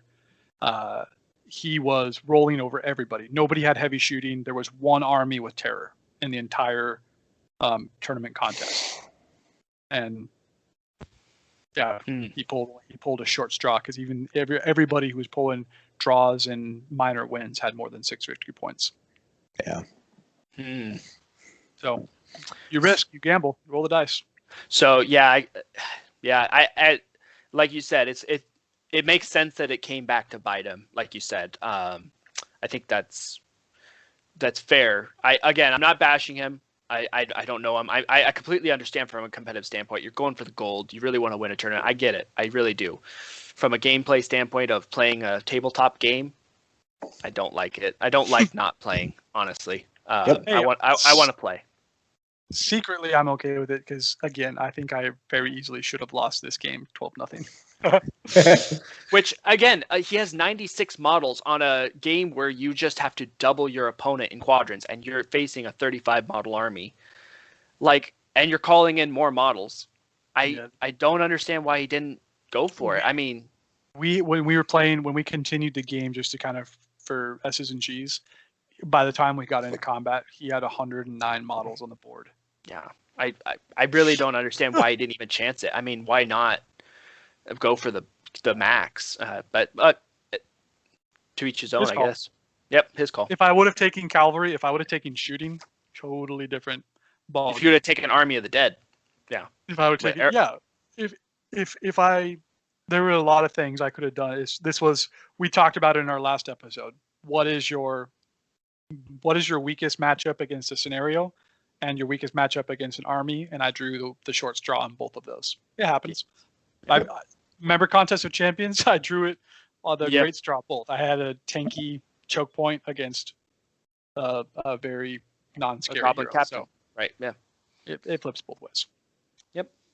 So. Well, unfortunate third game, but looks like that. Yeah, because that's a tough way to end day 1 too. I could see that. But well, hopefully you were still sober by game 2. Yeah, it gave us an hour to talk about hot chicken. He was giving me so many Nashville hot chicken recommendations because at this point it's 9:00 at night. We're starving. The tournament started at lunchtime, and I didn't eat lunch or dinner, so I was just dreaming about food. So, talking about chicken should help. Yes. All right. Well, that ends day 1, and we're going on to day 2. So as it stands, Matt, you have 1 loss, 1 tie, and 1 win. Correct? You're 1-1-1. Correct. And Marcus, you're at. Was it minor loss or major loss, Matt? It was a major. So 1 major, 1 draw, 1 major win. Okay. And Marcus is at 2 major wins and 1 major loss. Yep. Okay. So day 2, we're on game 4 with 1 more to go after this. And Matt, what was the scenario you drew, and what were you facing? All right. So for this one, I was facing Rivendell High Elves, led by Glorfindel, and he brought Elrond's boys with him. The scenario was capture and control. And we were playing on the good old Moria board that we've discussed earlier. So I'll throw up the starting picture for this one so we can all kind of look at it. Again, Bridge of Khazad-dûm. There's bridge in the middle, 2 bridges on each side. The bridges, for the people who can't see the photos, are probably wide enough to get 3 abreast on a troop size base across. So the interesting thing in the way he built his army. He had Glorfindel was his leader. He had some archers in his war band, some warriors with shield and warriors with spear. All of his archers had spears. And then he had the twins as a 1-drop in his army. And then he had a high elf captain leading his final warband. So when we deployed, he deployed Glorfindel right in the middle on the main bridge of Khazad-dûm. And on my right side of the board, he deployed Eladan and Elrohir. And then on my left side of the board, he deployed his high elf captain with a banner and a bunch of archers. So as I was looking at this, I was thinking, okay, I just kind of staggered my deployment heavy middle/right side. And I put my crossbows in the back of the board, and I put my captain in the middle, so I had 6 crossbows within 6 inches of him on his left side, and 6 crossbows within 6 inches of him on his right side. So the crossbows are really spread out, maximum distance you can get. That way I figured I could get line of sight each direction if I wanted to. And excuse me, I'm going to make another correction. It wasn't a high elf captain, it was Círdan was in that mix. A little bit of difference. Big difference. Big difference. Yeah. Yeah. So he pulls off the helmet. Aha! Yes. Wait. Wait. So sorry. Can you remind me where was the high elf captain, now named Círdan, positioned? The one disguised. Yeah, the Círdan disguised as a high elf captain. Where is he? Over here. So blinding light is way off on the wrong side of the board for him. Yes. That's interesting to me because I also am thinking terror against a courage 3 army. Oh yeah. That's interesting. Okay. All right, we're back. We had to take a moment there to take a look because upon further investigation, the elf captain, also known as Círdan, is also known as a Restor. So there is no Círdan. It's a Restor way over on the left there. Okay. Yeah. So his heroes are Glorfindel, the twins, and a Restor. Okay, makes way more sense why he's over on that side now. Yes. So Sauron didn't join the game until turn 3. Well, we don't know that yet. Okay, he may reveal himself as something else. So let's see how this battle report goes. Yes, and in my defense, this game was after all the Nashville hot chicken, so my brain was officially okay. So he's deployed in very good position to be able to tag the middle objective, the left and right objective. He hasn't gotten his back objective yet. I'm deployed on my back objective with a heavy force ready to flank to the right. So once we started moving, he brought Glorfindel up and pretty much claimed the center objective. He left 6 archers on the center objective and then proceeded to march Glorfindel and all the warriors with shields and spears up the middle towards my force. A Restor on my left side tagged the objective, crossed the bridge, and started marching towards my back battlefield. I had what I'm going to estimate as probably 13 shields and 13 spears, Corsairs, march at the twins. And they ended their first move, moving their max within 6 inches of the twins, who had already moved. So end of turn 1, I shot somewhere around 26 throwing weapons at the twins, dismounted both of them, and took all the wounds off the twin on the far right bridge. And the other one was thrown and took a wound from the thrown rider test, but faded it out. Yes. At that point, the next turn, Glorfindel continued to march towards me. I then brought my cavalry towards the dismounted twins, and the twins went down.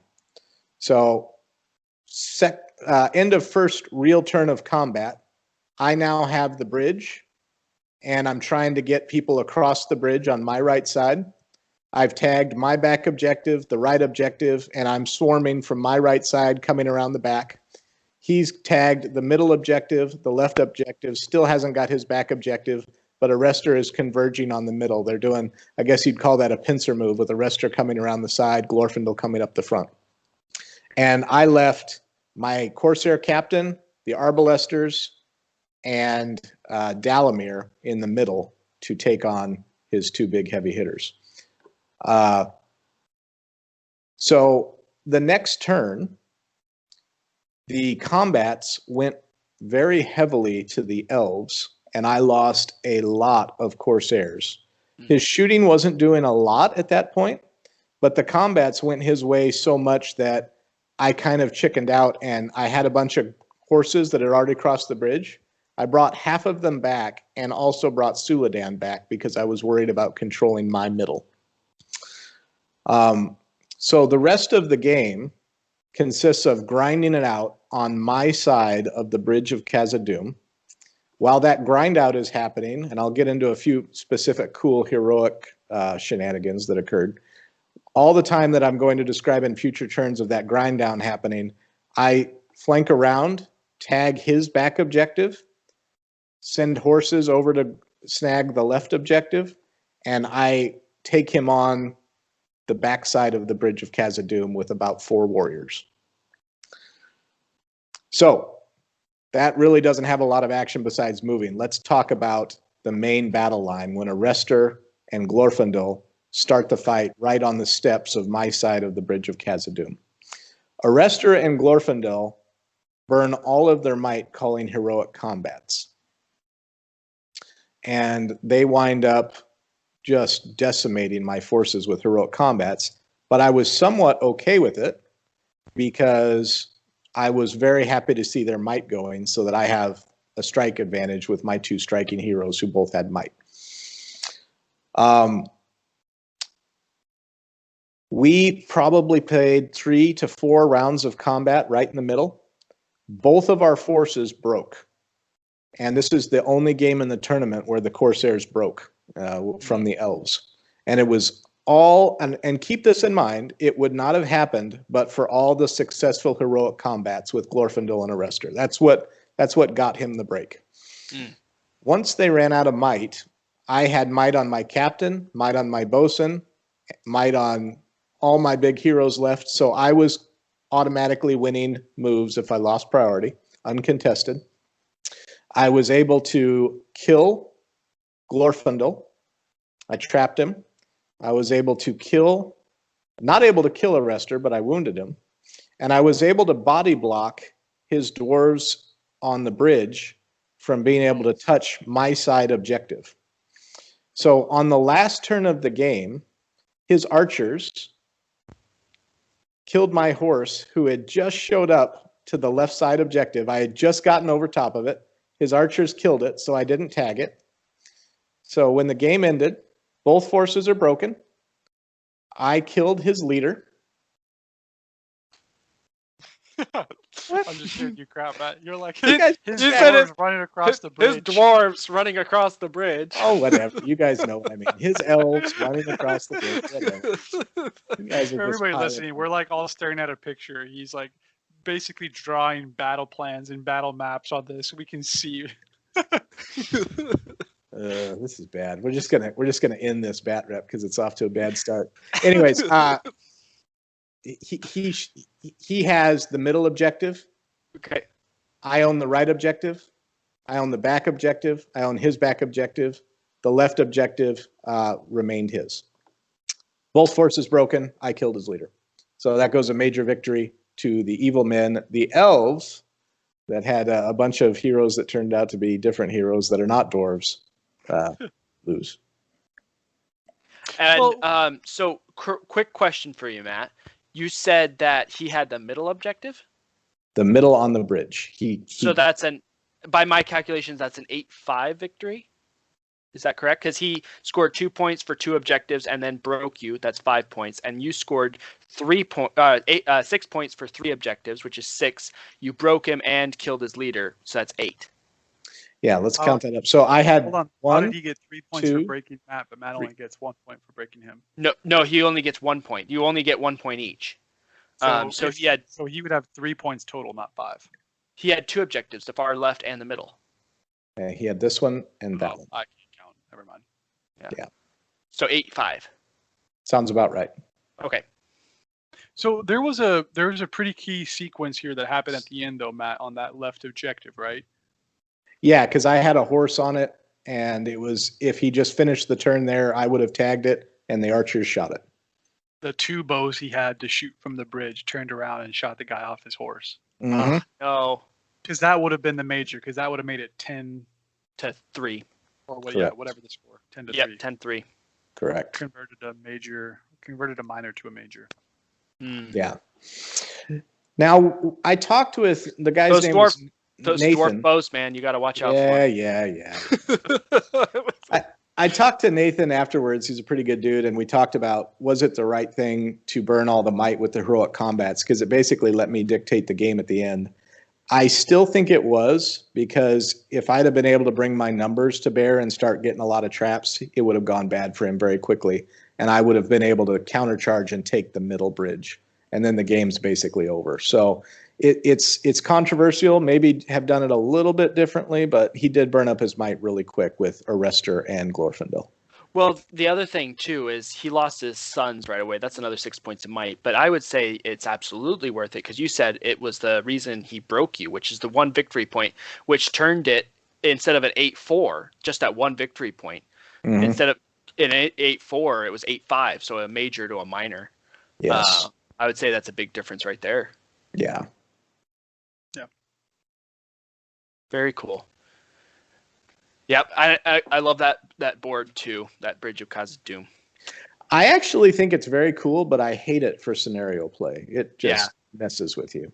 Because you have so much cav too. I would see that being really frustrating. Yeah. It's hard to get around. Yeah. Very cool. For dwarves, it works great. He did say it's the only time in the world where he's seen things run their full distance and then get 26 shots off. So, yes, the Corsairs, those nasty things. All right. Well done, Matt. Very good job. And moving on, we have game 4 for Marcus. Well, and let's set up obviously it's a tournament. We're trying to win it all. Let's set up the podium run. So Matt goes from 1-1-1 day 1 to starting off day 2 with a clutch win. So he's now 2-1-1, pairing up very nicely to sub into the last game where major victory, you're now in the hunt for podium, depending on what happens. That would make you 3-1-1. You're right, because you've only suffered 1 loss, technically. Yep. Yes. And he pulled out that's the other thing. Because the Goblin Town, so day 1, Goblin Town ran the board. There was another Durin player that ran the board. I was 2 majors, 1 major loss. And there were a lot of people who finished either 2-1 with a minor or 1-2. And so Matt squeaking out with that draw in the middle. That gives you 2 tournament points. So he was actually ahead of everybody to start the day. That's all great, but I'm still going to slap him because that 1 major loss was because he didn't read the scenario. That should have been a major win, turned into a major loss. All right, I'm moving on. So my game 4 was super interesting. Again, Matt, it's the board you played on, the outside the Lonely Mountain. It was Capture and Control. We already talked about that. I was playing a Alliance. It was Gladriel with some Lothlorien. A decent amount of foot soldiers, sword and shield in the front with Gladriel Court Guard, the Fight 6 pikemen. He had 5 or 6 of those guys, so a decent shield block with Gladriel. It was a 2-hero army, 2 warband army. The other hero was Elrond with 10 Rivendell Knights, and one of those Rivendell Knights had a banner. So super elite, fast movie, punchy list against my 35 dwarfs. So and a Green Alliance. So right off the bat, I'm thinking this is going to be a very passive game from him. He's got 11 mounted units. I have 5-inch moving dwarves. This is a wide open map. It's going to be tough. So I fan out pretty wide all across the deployment zone because it's a 24-inch deployment. I think it's 24 inches, right? It's on a 1 to 3. You have to deploy on the middle 12-inch line. Right. On a 4.56, you 4.56. can deploy on your back 12-inch. Got it. So I deployed on the middle because I wanted to delete as much of the board as possible. And so as a result, he deployed pretty passively, pretty far back, actually. So right off the bat, I captured all 3 objectives across the middle line of the board, plus my back objective, and started marching forward. He started corralling into his corner of the board, setting up a position where he could either go left or right. There were some rocky ruins, ruined tower terrain features that he was trying to weave around and use as a barrier, really setting up the fact for as soon as he had an opening, he would blitz knights around edges and then go grab all the objectives that I had previously captured, all while shooting with his Rivendell Knights. Because remember, within the leader, they reroll all hits, and I think that's if they're stationary, though, right? If they're stationary, so it's like sit and shoot, and then when I come up, you can still move 5 inches. You're hitting on 4s. That's plus you have the ability to move 10 inches and blitz, and you have lances, your higher fight value, and Elrond's got Nature's Wrath. So I'm thinking I'm barreling towards a death ball because all his knights is bunched up. Anyways, I get a little bit crazy right off the bat, so I deploy that middle line, and I ran. Basically like clusters of 3. I ran a cluster of 3 all the way around on the left side, thinking that they'll run around this little terrain feature here, but I'm going to eventually block off an escape route there. Same thing on the other half of the board. And then my 3 heroes, I lined up kind of moving towards the middle pathway straight at his warband. So trying to get to where he has to pick a side, and then I can respond. Again, he's got Nature's Wrath, so I'm thinking, watch out for Nature's Wrath. Watch that blitz because he could run up Nature's Wrath, lances, combat, and then get around me. While we're correcting, it's Wrath of Bruinen. If I'm going to correct Matt, I got to correct you. Thank you.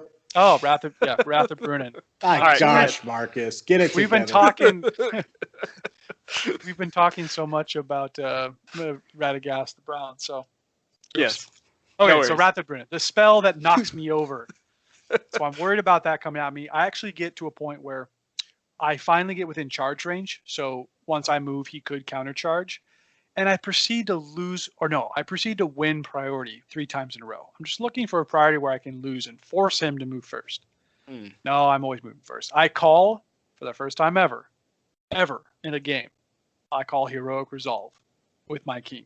So the point where I run up, I had positioned the king just so the 6-inch would reach forward and grab my front line.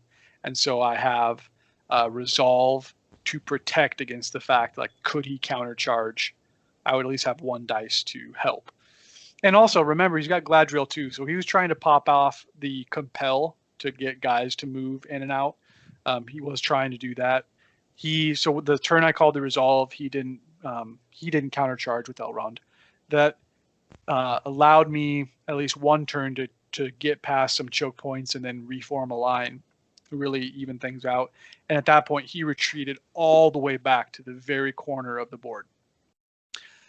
So this is like 4 or 5 turns of crazy movement, crazy deployment, pretty uninteresting from a listening perspective. Remember, he's shooting this whole time, and he is just decimating my dwarves. Yeah, strength 3 bows on D7. Oh, and so many hits. 10. Really, it was almost 10 hits per turn when he didn't move. So I'm really getting low on numbers. So let's fast forward to more of the end game. I keep moving forward, and I'll have some pictures to share at the end to kind of rapid fire explain this, but I keep moving forward. I get him into the box, and I finally make it to where he can't escape the box. So he realizes he's got to engage to try and punch through. He charges into combat. I weather that first turn, but I was able to kind of position Durin within that threat zone. So it's basically Elrond launching in against Durin. Supporting heroes all have might to try and do that counter move. So there is definitely heroic moves being called. Durin, not from a kill perspective, he didn't really do much because Elrond, the Elven Weapon, fights 6. Neither one of us, we did have 1 combat where we both were engaged, and his buddy with the lance, he had 1 knight with him. Nobody struck. I was just really relying on that D9. No victory points for getting your leader killed or wounded. So I didn't think you'd be able to kill him, but unfortunately Durin did lose the combat. Staved off dying, but was really that thorn in the side, plugging a critical gap so he couldn't get through. So then he tried to bounce around, and that ended up being the key loss for him, because it made him bubble one extra turn. So now remember, this very move heavy game, not a lot of combats, lots of shooting. We had that 2 hour and 30-minute time limit. We were getting dangerously close to that 2 hour and 30-minute time limit. So that last turn, once he bubbled back to try and run around because he couldn't punch through Durin's gap, Durin's terrain piece, I knew he wouldn't be able to get to the objective. So then I quickly started retreating to make sure I could stay on at least a majority of the objectives. He outplayed me. So I said earlier, there were boneheaded plays I made every single game. One of them was forgetting to use Durin's reroll priority ability every single game. So that's one boneheaded play. The other boneheaded play is, again, I'm going to pull these pictures up now.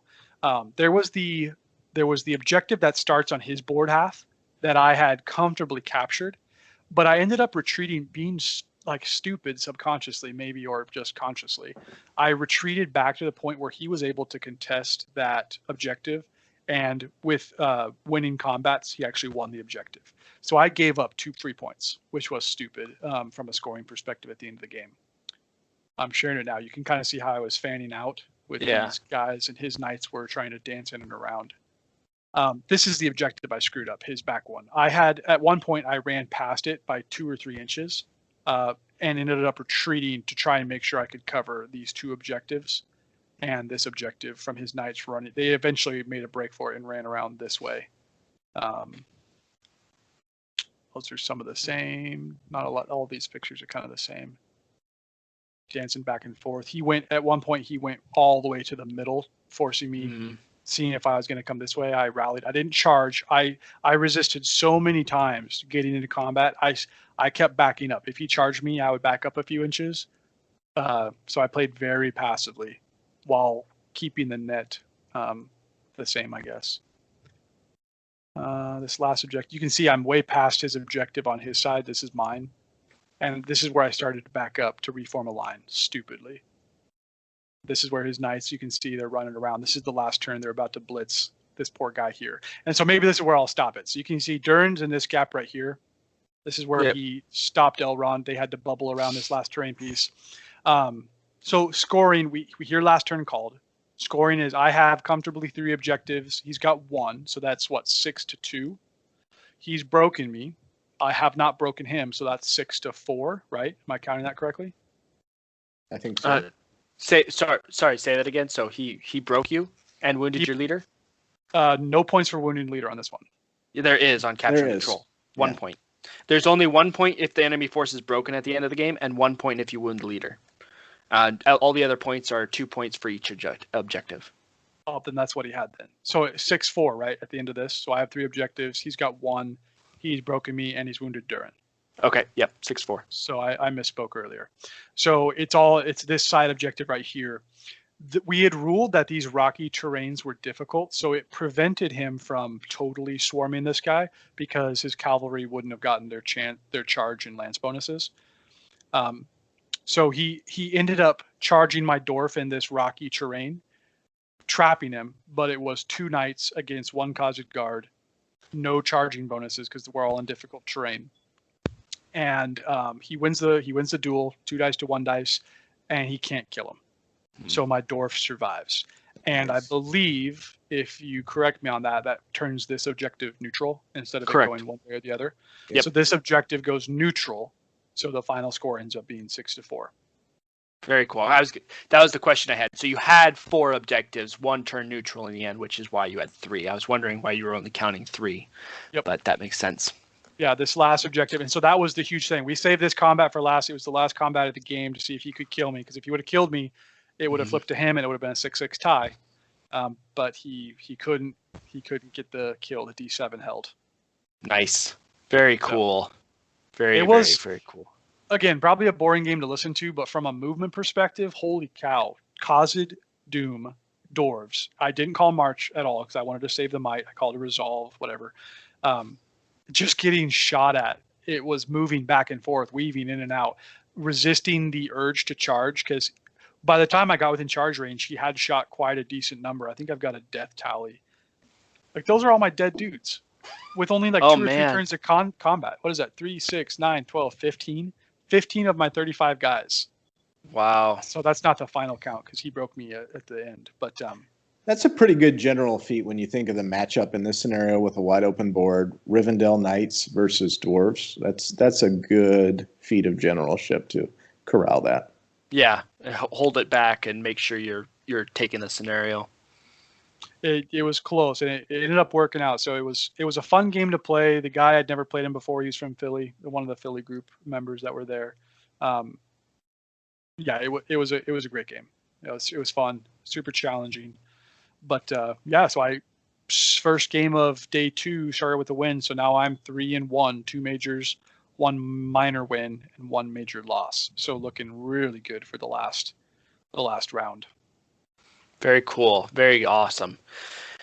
And well played. I think we should do the pictures more often. And anytime we go to a tournament, I think we should all make a commitment to taking a snapshot of the board before we play, because I think this has been really helpful. For those who are listening, hopefully we're describing it really well. But if you're watching this on YouTube, I think it's quite helpful and gives me a lot. I'm more of a visual person, but something I'm taking away.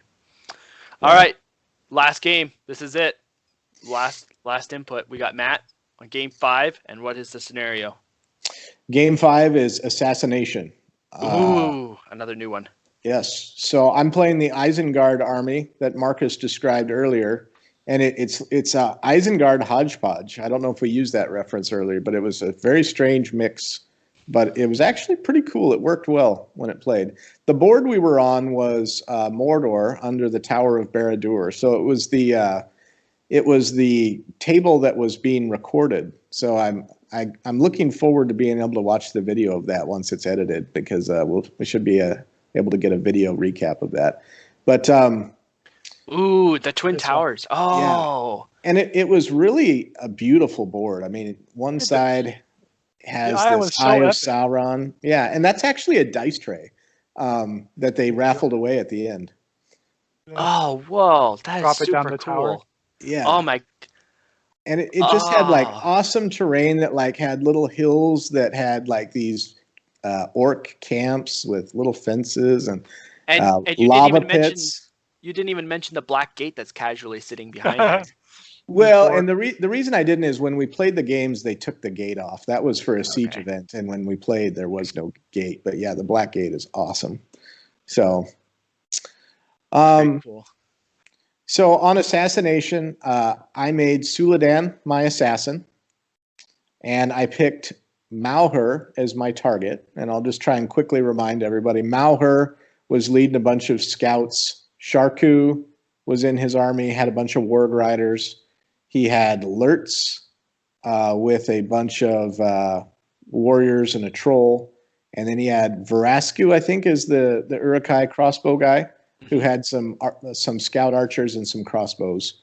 I lined up my army. It's alternating war bands. It looks like you have a question. Who were you trying to kill? I missed that part. So you're Mauher. Mauher was your target to assassinate. Okay. Yes. I'm just commending you on this choice. I'm really interested on the tactics, but I commend you on this choice because I believe he does not have strike. That is correct. But he's also D5 with 2 wounds, 1 fate. But he's going to be in combat because he's a strength 5, 3 attacked hero. So that's kind of what I thought. I thought he's going to want to get the benefit out of that, and he's probably going to think I'm going for Sharku. And either way, but I thought I have a pretty good chance of getting Mauher. I like it. So when we start deploying, I won priority, so I deployed first. And I put my captain about 12 inches back from the center line in the middle, with the ability to have a gun line that had eye of sight across the entire battlefield.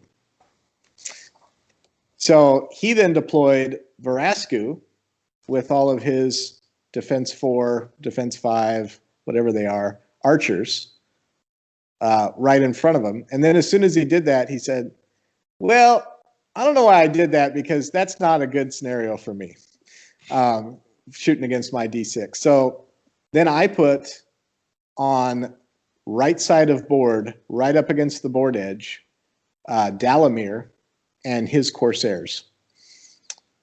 He matched it with Lurtz right up against him. Then I put my bosun off to the left of the Corsair gun line, right at the middle.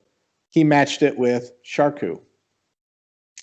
Then I put Suladan right in front of Sharku, and he put down Mahur on my far left side of board, just to my left of Suladan. Nice. Yes. I'm already seeing where this is going. Yep. So he's like, well, we're going to get into combat quick because I don't want those crossbows messing with me. So the very first turn, it was interesting. He couldn't get his troll into combat, but he engaged quite a bit of my Corsairs on the right side of the board. And he staggered his lines. So imagine he was able to get some of his warriors into combat on the right side of the board. And the ones that he wasn't, he left a diagonal line kind of in a defensive shield wall so that I would have to charge. And he stuck his troll out to protect them. And he did not charge Dalamir. So my very first turn, Dalamir charged the troll and smoke bombed him. I wasn't able to trap the troll, but I got the captain, Dalamir, and probably 3 warriors on the troll. In the middle, cavalry engaged, and I was trying to play it cool. I was talking out loud using my voice of Saruman technique from the Green Dragon, and I was thinking, man, Sharku. I said, I know what you're trying to do. You're trying to get Sharku to try and get me to try and get a wound with Suladan, so you can get that stupid rule to get an unearned wound on Suladan. Nice try. It's not going to work. So then I moved Suladan casually over to the left towards Malhur. And it's going to be very hard to describe all the intricacies, because just imagine, we all have high model count armies, lots of cavalry on each side, and it's basically just early on a mash. The things that matter. Troll goes down the first round of combat. I had to use a point of might with Dalamir for the final wound to kill the troll. The next turn on that right side, Lurtz gets into Dalamir. And Dalamir didn't get a smoke bomb off on Lurtz. I got the captain and the bosun with his spear support in on Lurtz. When it came time for combats, I struck, and he chose not to strike with Lurtz. So Lurtz loses the combat, but miraculously doesn't die. From that point on, I knew I had a wound on the leader. I ignored Lurtz the rest of the time and just tied him up with warriors. Now, go middle side. I am not making a lot of headway with my main cavalry contingent because I'm charging against his cavalry, so I'm not getting my typical bonuses. So that's kind of a standoff. Each turn, we probably each lose a cavalry unit. Not a lot, but slowly dwindling our cavalry. On the side with Malhur always had a couple warriors, and it was a very tight alleyway to get in that you couldn't get more than 1 horse through. So each turn, I'm having this debacle. Do I heroic combat with Suladan, showing my hand that I desperately want to get Suladan into Malhur and risk Malhur running away? Or do I play it cool? I opt to play it cool, and every turn I'm killing like 1 warrior with Suladan, waiting for an opportunity for heroic combat to go off to get into Malhur. As the game progresses, time is dwindling, and it becomes clear this game is going to end because of time, not because of natural conclusion, is what it looked like. So my bosun and my captain are holding down the middle. On the right side, I've pretty much got it cleaned up. Lurtz is running towards the middle, so I start to bring Dalamir back towards the middle. Ugluk winds up going down. Not Ugluk, Verasku, excuse me. Verasku winds up going down in combats. I have not lost a ton of people, but he's now broken. Not taking courage tests because of the Isengard rule, but he's broken. The very last turn of the game, he gets Sharku into my bosun, and I got Suladan into Maher. And I have no more might left with Suladan, so I can't strike, so it's tied fight. And they're like, last turn, and I asked him, I said, all right, I'm guessing the bosun's your target. And he goes, yes. And I said, Maher's my target. He's like, oh. I said, is Sharku your assassin? Yes. And he goes, is Suladan your assassin? Yes. I love it. Anticipation building up now for the rolls. Yes. So it came down to epic conclusion. I was able to kill Maher, so I got the 7 VPs for that. I broke him. He was able to kill the bosun, so he got 7 for that. I wounded his leader. He did not wound mine, and he did not break me. So I took the win on the very last game. An 11-7 win by my calculation. Wow. Very cool. Epic fashion on that last turn. I love the anticipation of you both revealing your cards, and you're like, okay, now when we both roll this dice, we're both looking at it with intense. That's awesome. The drama that came down to it is I was doing everything I could to like put the odds in my favor. It came down to a roll off on both the captain and the bosun with the fight value the way it worked out. So. Oh wow. Not the captain, with the bosun and Suladan. Oh, okay. So both came down to a roll off. So we each won it. So yes. That's dramatic fashion. Marcus got to observe that one. That's awesome. I saw the end of that game. Very cool. But again, you quartered him, right? So that was another game where the Corsairs quartered your enemy. Yes. Wow. So that was all 5 games, right? Well, I don't think it came to its natural conclusion, but I was very close to quartering them because I think the game ends at quarter, doesn't it? No, the game ends at 1 or 2. Once you start. Okay. Then yes, he was taking courage tests at the end. I think I did quarter him. Wow. So you played 5 games with a D4 army. You quartered all 5 of your opponents and only broke yourself once. That says something about the army. Yeah. Very cool. All right, last game, Marcus. What you got?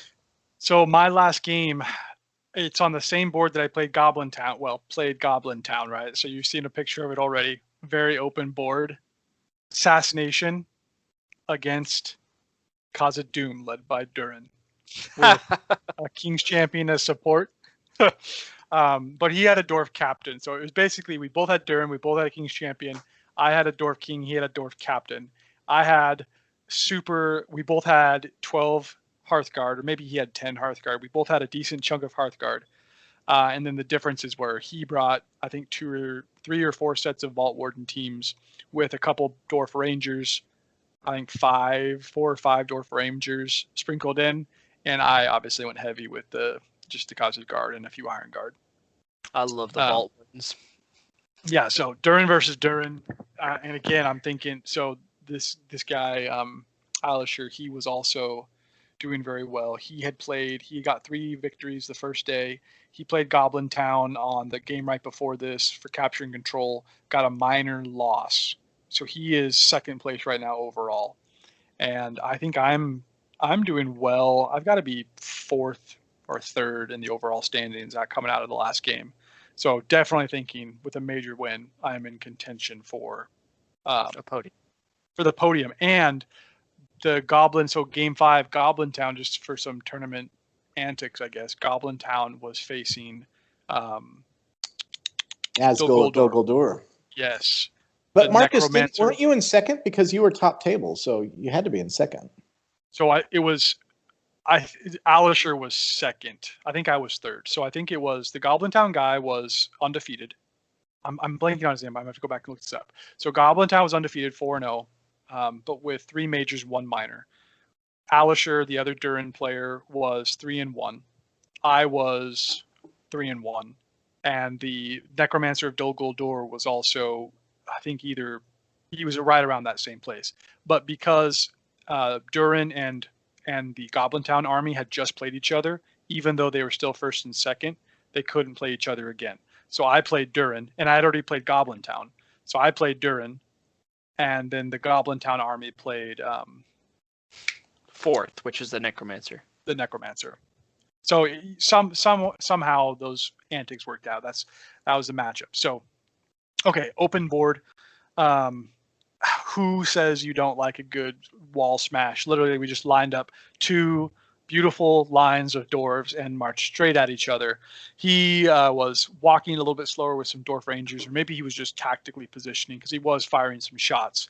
And true to form, Mitchell, I did you proud. I pulled the biggest boneheaded Durin play of all time.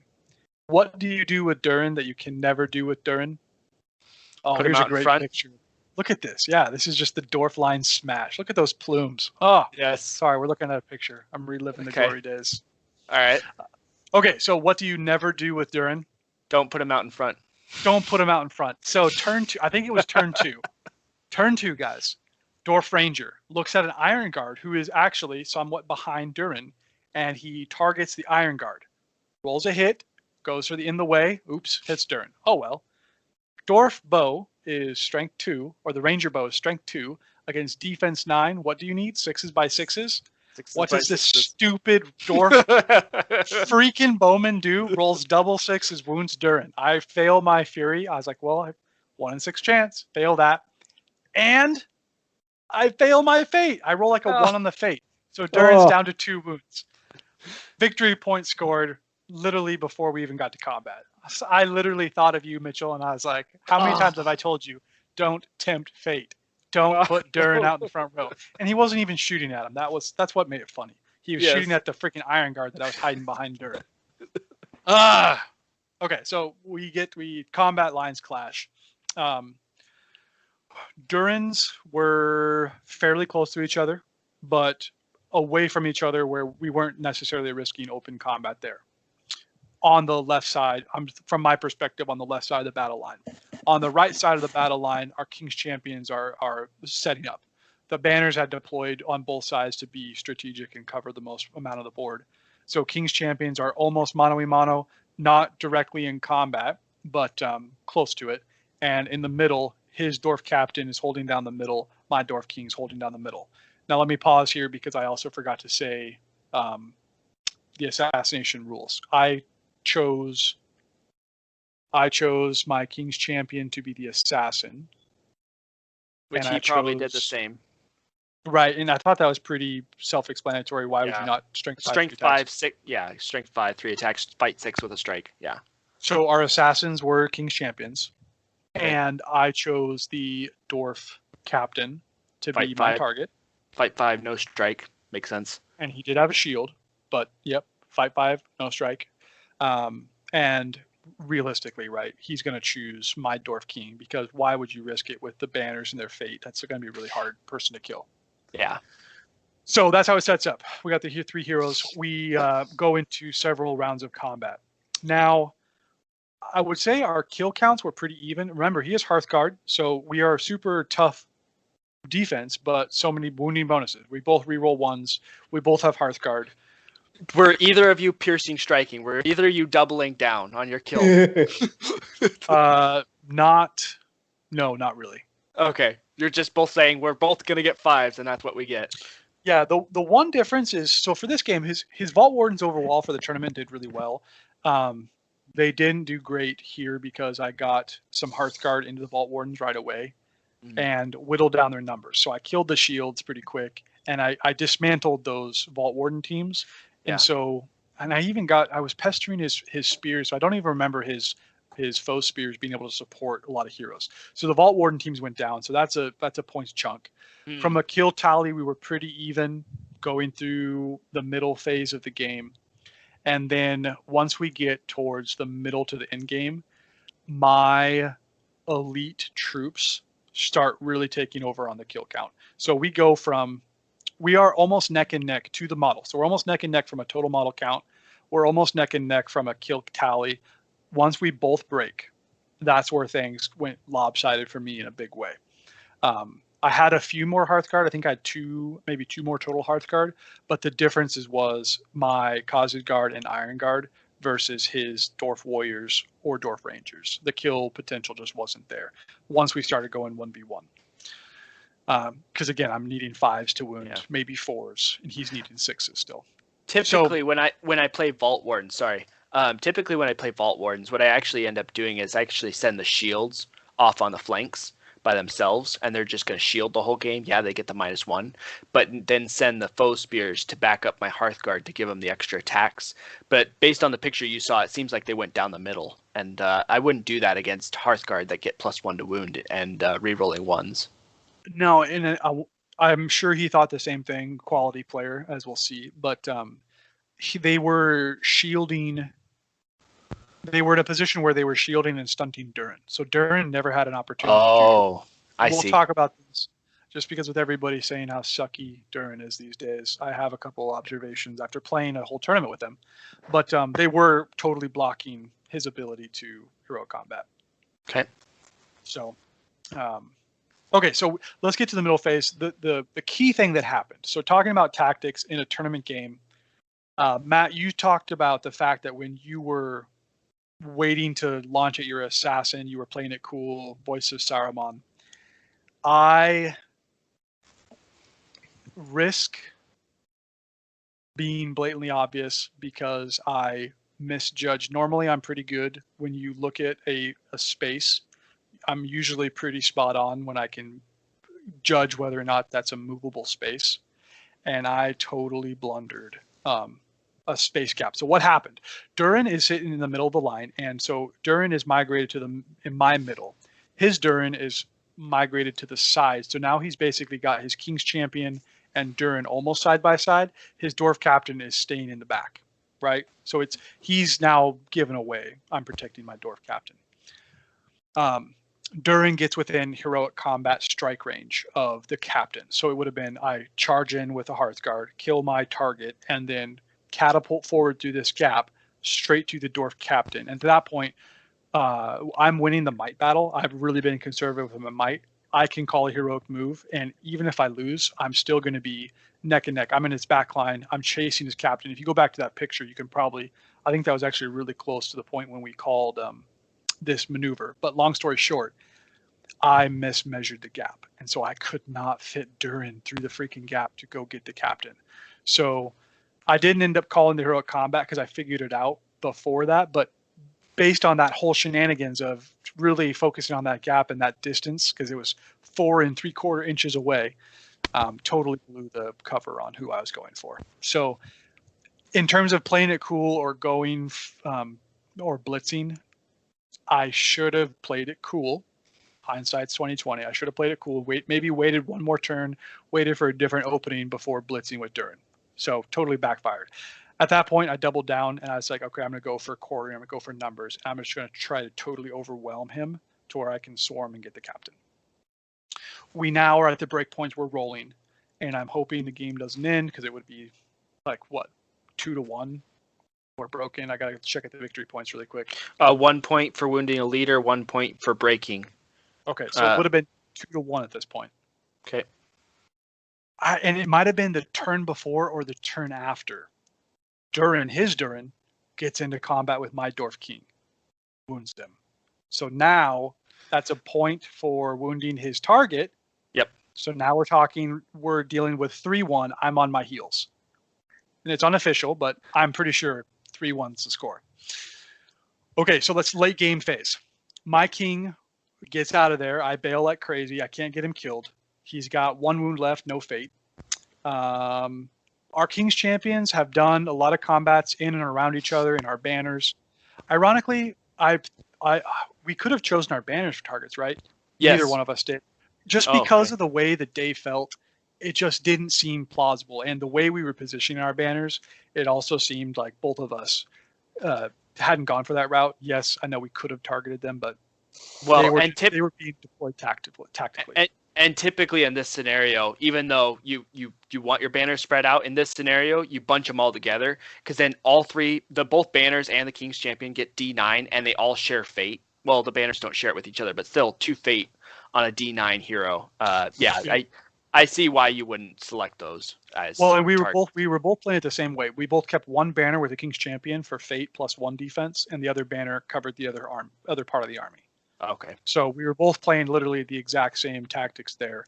Late game, my King's Champion and his King Champion are basically stalling out against each other. I am now drastically winning the numbers battle. On my left flank, I'm winning like crazy. I start to bring winning warriors. They're killing and moving, so I'm starting to collapse the net. I'm starting to compress. My Durin charges over, and now I'm just beelining. I think there's one point of might left on the board. I'm beelining for his captain. His captain is running out of places to hide. He's trying to ball up in the middle of the formation. My Dwarf King is off on my back flank. His Durin is locked in the middle. I'm able to kite again because I remembered this time finally to use his priority reroll successfully, actually. So I'm able to keep his Durin kited in the middle. He's out of might, so he's really only able to kill 1 troop a game per turn. Sorry, and we have 3 roll-offs on does the game end, and all 3 of them the game keeps going, and I've got a chance. So we get to the point where I am trying to lock up bodies because I'm blitzing for his target. My Dwarf King with 1 wound left charges an Iron Guard. Not an Iron Guard, Cossack Guard. Because I've got to lock him up. I can't have him moving. And I might be messing this up, the sequence, by maybe it spanned 2 turns, but this is essentially what happened. My Dwarf King charges a Cossack Guard. My Durin, my King's Champion, and a banner bearer charge his dwarf captain in a trap. And it is a trap against so there's a 1v1 combat right next to the dwarf captain. And then I charge those 3 hero models into the dwarf captain. Remember, I fight 5, fight 6, wounding bonuses, trap bonuses, hot dog. Lock up the other models. And again, I think he's quartered at this point, and I've got I want to say a 30 or 40% model advantage on him. There's a lot of 2-to-1s. He can't defend. Choke points, control zones don't matter anymore. I've got it. We go into the fight phase. Dwarf King loses the combat to the Cossack Guard. Cossack Guard kills the Dwarf King. No. There's 5 victory points. But not to worry, because guys, it's okay. Who was my assassin? You've got your assassin on him. You've got 7 points ready to go. You're piercing, striking, wounding on 5s, traps with 6 attacks? Exactly. What does Numbnuts over here do? I activate the combat next to the Dwarf King first. Oh, you lose your trap. It's the trap. And he looks at me after the combat, and he gives me one of those, oh, you poor noob, I'm sorry. It was like heartbreaking. So we go to that combat next. Now I'm just about ready to crush. I'm about ready to create a new crater in one of these boards. I go to the Dwarf Captain. He shields. I win the combat. And all of my wounding bonuses, I put 2 wounds on the Dwarf Captain. He has no might left. So it comes down to a fate roll. Does he get it? Yes, he gets it. He wins the following priority. That Dwarf Captain runs right away. He locks up everybody that's within charge range. We go, I think it's maybe another turn. We actually played quite a few turns while we were both broken. He did not have models at all, but that Dwarf Captain ran into difficult terrain. So he's out of charge range. Then he went into difficult terrain. So there was no chance I could have caught him. Maybe if I would have had 2 turns of priority in a row. But sure enough, that following turn, we rolled the 1. The game ended. And it's natural conclusion. So I want to make sure I do him justice on the final score. So he wounded Durin. That's a victory point. Yep. He killed his target, but he did not kill his target with his assassin. So I think that's 5 victory points. Correct. So that's a total of 6. And he broke me. So that's a total of 7 victory points for him. Okay. I, in my stubborn glory, broke him for 1 point. Okay. I wounded the target. I did not kill him. But you wounded him with your target, right? Durin did the wounds. Insult to injury. So the way it would let's assume I did this perfectly, and I was actually thinking the fate that he rolled blocked the King's Champion's wound. So they each put one wound on, and he blocked the King's Champion's one. Yeah. So that's 2. So 7-2. So 7-2, I lost that game. If I would have gotten the trap, so we were talking about this. If I would have gotten the trap, would have killed him. That would have been 7 victory points plus 1, so I would have had 8. Yep. So I would have been flirting with a minor win potentially. Yeah, but just so many boneheaded plays. 1, getting Durin wounded, playing stupid, playing laissez-faire. It definitely burned me. 2, being way too aggressive with going for the captain in that middle when I thought I had a chance to put a lot of pressure on him. Because his flanks he was starting to feel, at that point, he was starting to feel the pressure of losing model counts. Yeah, and just, oh my goodness, messing up that order of operations. How critical. I haven't done something that stupid in a long time, and it totally cost me the game, and totally cost me a shot at podium so here's an interesting rules thing that we can take, because we're a competitive podcast. So had you not activated the other model and you maintain the traps, in this scenario, I would roll Durin's and the King's Champion dice together. That way, if Durin did 3 wounds on the captain, you'd say, no, my King's Champion got wounds as well, and I'm taking those first. I'd roll them at the same time. With not having the trap, I would have rolled Durin's first and then ask him, are you going to fate? And then roll the King's Champion. Is that... Well, so just going back at what the results were. So Durin did 1 wound. So he just says, no, I'm not going to fate it. And then he's going to wait and see what the King's Champion does. Because if the King's Champion only does 1 wound, then he'll fate it. Because he's already killed his target at that point. It doesn't matter. But I guess if there was might on the board left, it might have a factor. Because if Durin had, let's say if the King's Champion had a bunch of might, and he chose not. I mean, I don't know that it would ever make a difference. But I think the big key is if it was trapped, the only major tactical thing is you would want to roll them all at the same time. That way Durin doesn't accidentally kill the dude before the King's Champion gets a swap. So let's think about this, because I'm probably messing this up. But if I was the person who was getting attacked, you have to roll the dice separately, because Durin's got a wounding bonus and the King's Champion has a different strength. Neither one have might. Yep. I would not have let my opponent roll the dice all at once, because the order of wounding is important in the sequence. I would have made him roll the heroes independently and resolve their strikes independently, so there would be no doubt on the order of wounds being inflicted. I would agree with that, because that way there's no controversy of whatsoever of who did what at what time. Okay. I could see the other side of them saying, well, if you can use might at the same time and all that and roll at the same time, you should be able to do that. But then there's also discrepancy of, okay, but at what order did they land? You don't know. And so just to eliminate all controversy whatsoever, I would force them to roll one at a time in that case. It's a tough situation. Actually, the favor goes to the defender in that standpoint, because the attacker is trying to play, okay, should I risk rolling the guy who's not my assassin, and if I kill him, then I lose out on the max VPs, or should I risk using my assassin but not kill him with it? Yeah, I think favor goes to the defender in that one. I've actually played this scenario where that exact situation happens. I go first, and I accidentally put too many wounds on the person. Mm-hmm. And he opts to forego using fate, so he dies with fate on the board to prevent the assassin from the chance of getting more victory points. Yeah, smart.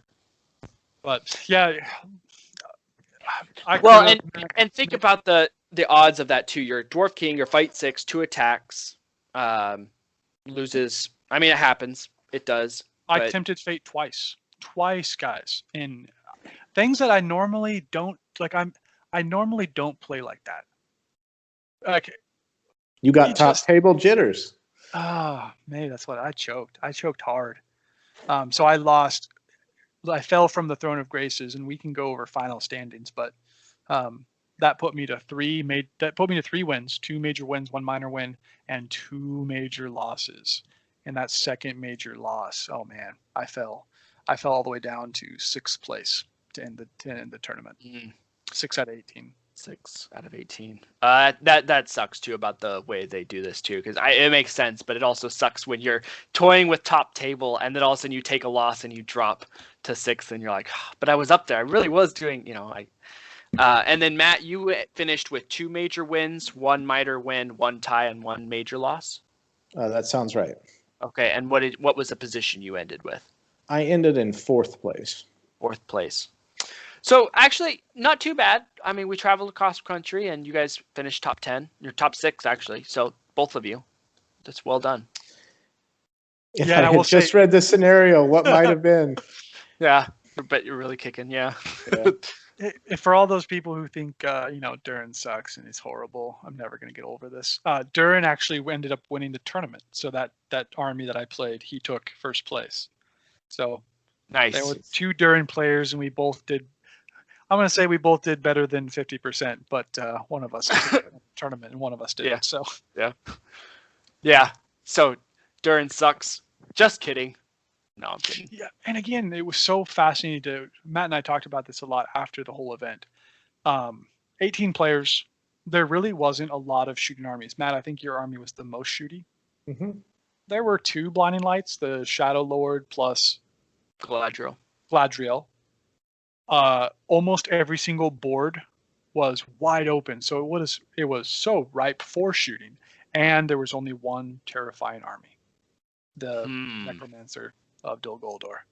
Wow! So super fascinating board, super fascinating army matchups, and a really interesting combination of opponents. So very cool. Well, good job, guys. Well done on the tournament. We're pushing almost 3 hours on this. This is pretty good. Nice. Pretty good. 5-game tournaments. I like it. We got to power through because I said rules questions at the very beginning. There were 3 interesting situations that came up. I want to pose to you guys, get your take on them, and also pose to the listeners. Okay. Matt, I'm sure you have a couple of situations too, or maybe the same. What's the first one? So the first one, and call me a noob, but I've actually never had this happen to me. It was my game. It was Durin versus Elrond and 1 Rivendell Knight. Now the question I had was how your wear gear affects the combat. So this is the combat where neither one of us struck. So we're both fight 6 because Elrond and Durin. Elrond has an elven weapon. The Rivendell Knight has a lance that is not elven made. We rolled the duel. Elrond rolled a 3 high. Durin rolled a 6. The Rivendell Knight rolled a 6. Obviously, he will take the highest fight value from his matchup. So we both tie at fight 6. But does he get the benefit of the elven weapon? Yes. From Elrond in the combat, even though Elrond only rolled a 3. Yes. I agree with Mitchell. I think elven made weapons are kind of like fight value. Whoever is in the fight, doesn't matter whose dice, highest fight value, elven made weapon works the same way, is my opinion on that.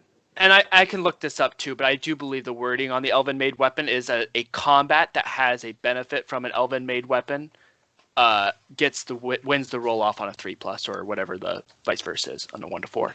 But I think it just needs an elven made weapon in the combat, and then they benefit from all of it. Yeah, I totally agree with both you guys. I asked the question in the game because honestly, that's the first time in my memory I've ever run up against that situation, and I was pulling at every nook of my brain to try and think of a reason why Durin might not get get himself knocked over. But that's the way we played. Elven weapon.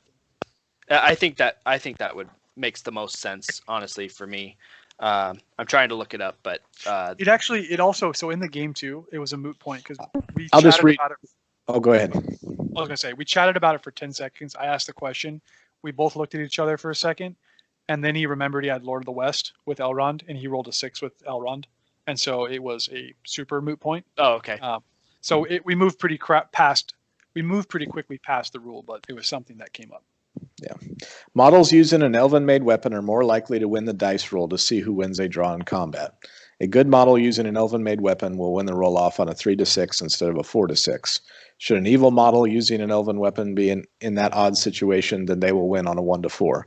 If both sides are using elven-made weapons, neither receives an advantage. So the way I read that is it's just contributing to the combat. It's very similar to how you use fight value. Yep, completely agree. So that was the first question. My second question that I thought was interesting. Got to make sure I don't mess this up because I said 3, but I'm only remembering 2. It comes from so this was on Capture and Control. There was a table that was playing.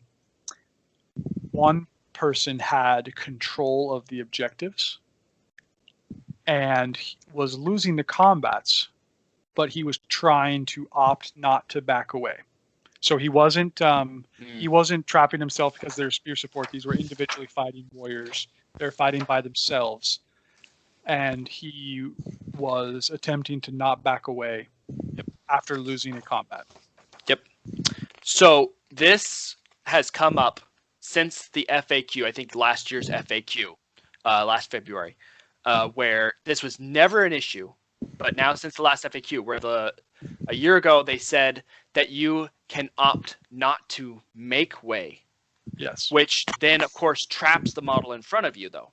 But you can opt out to not making way. And now, for some reason, this has come up a couple of times for me, that people think that you can opt not to back away, but just take the trap bonuses, which is incorrect. It says very specifically in the combat rules of backing away that you must back away. It says it right there. This is very clear. But the confusion is coming from that FAQ, where people are confusing make way with backing away. Completely agree. And in this scenario, if you end the phase with multiple models touching, which if one model's standing on top of it, the other model would be touching. If you choose not to back away, and then the other person has to back away, you maintain control of that objective. So there's a huge benefit to playing that wrong. So I got it. If he had spear supports, he could choose not to make way, then forcing him to be trapped, that would activate it. But him being surrounded with an option to back away, he has to back away. And it represents, I think, just for the narrative side of it, making way is one thing. Backing away represents you just lost a duel and you're stumbling backwards. You don't get to choose not to stumble. Yes.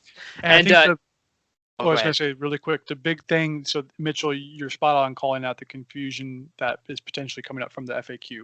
The confusion is the rules in the rulebook are blatantly clear. There's no way to misinterpret it. It says you must back away. The confusion is whether or not there's an FAQ that allows you a different way to play that. There is not. There is nothing in the FAQ, any of the FAQs, that talks about losing a fight and backing away. Right. Only about the making away, as specifically called out because of Ingold. Ingold brought up this rule question where Ingold's special rule is people don't have to back away. Yes. When they lose the fight. Ingold's special rule prevents you from backing away. That's the only exception to the rule in the FAQ. That's not even in the FAQ. That's just that was a new profile that was released after these rules. So, yep. And they even FAQ'd him, but yes. They FAQ'd him, and then they also FAQ'd the spear support. Can you choose not to make way with a spear if you were a spear support, therefore trapping the guy in front of you? And I think it's unyielding combat stance, and there's a couple other models that have that now. I'm not sure.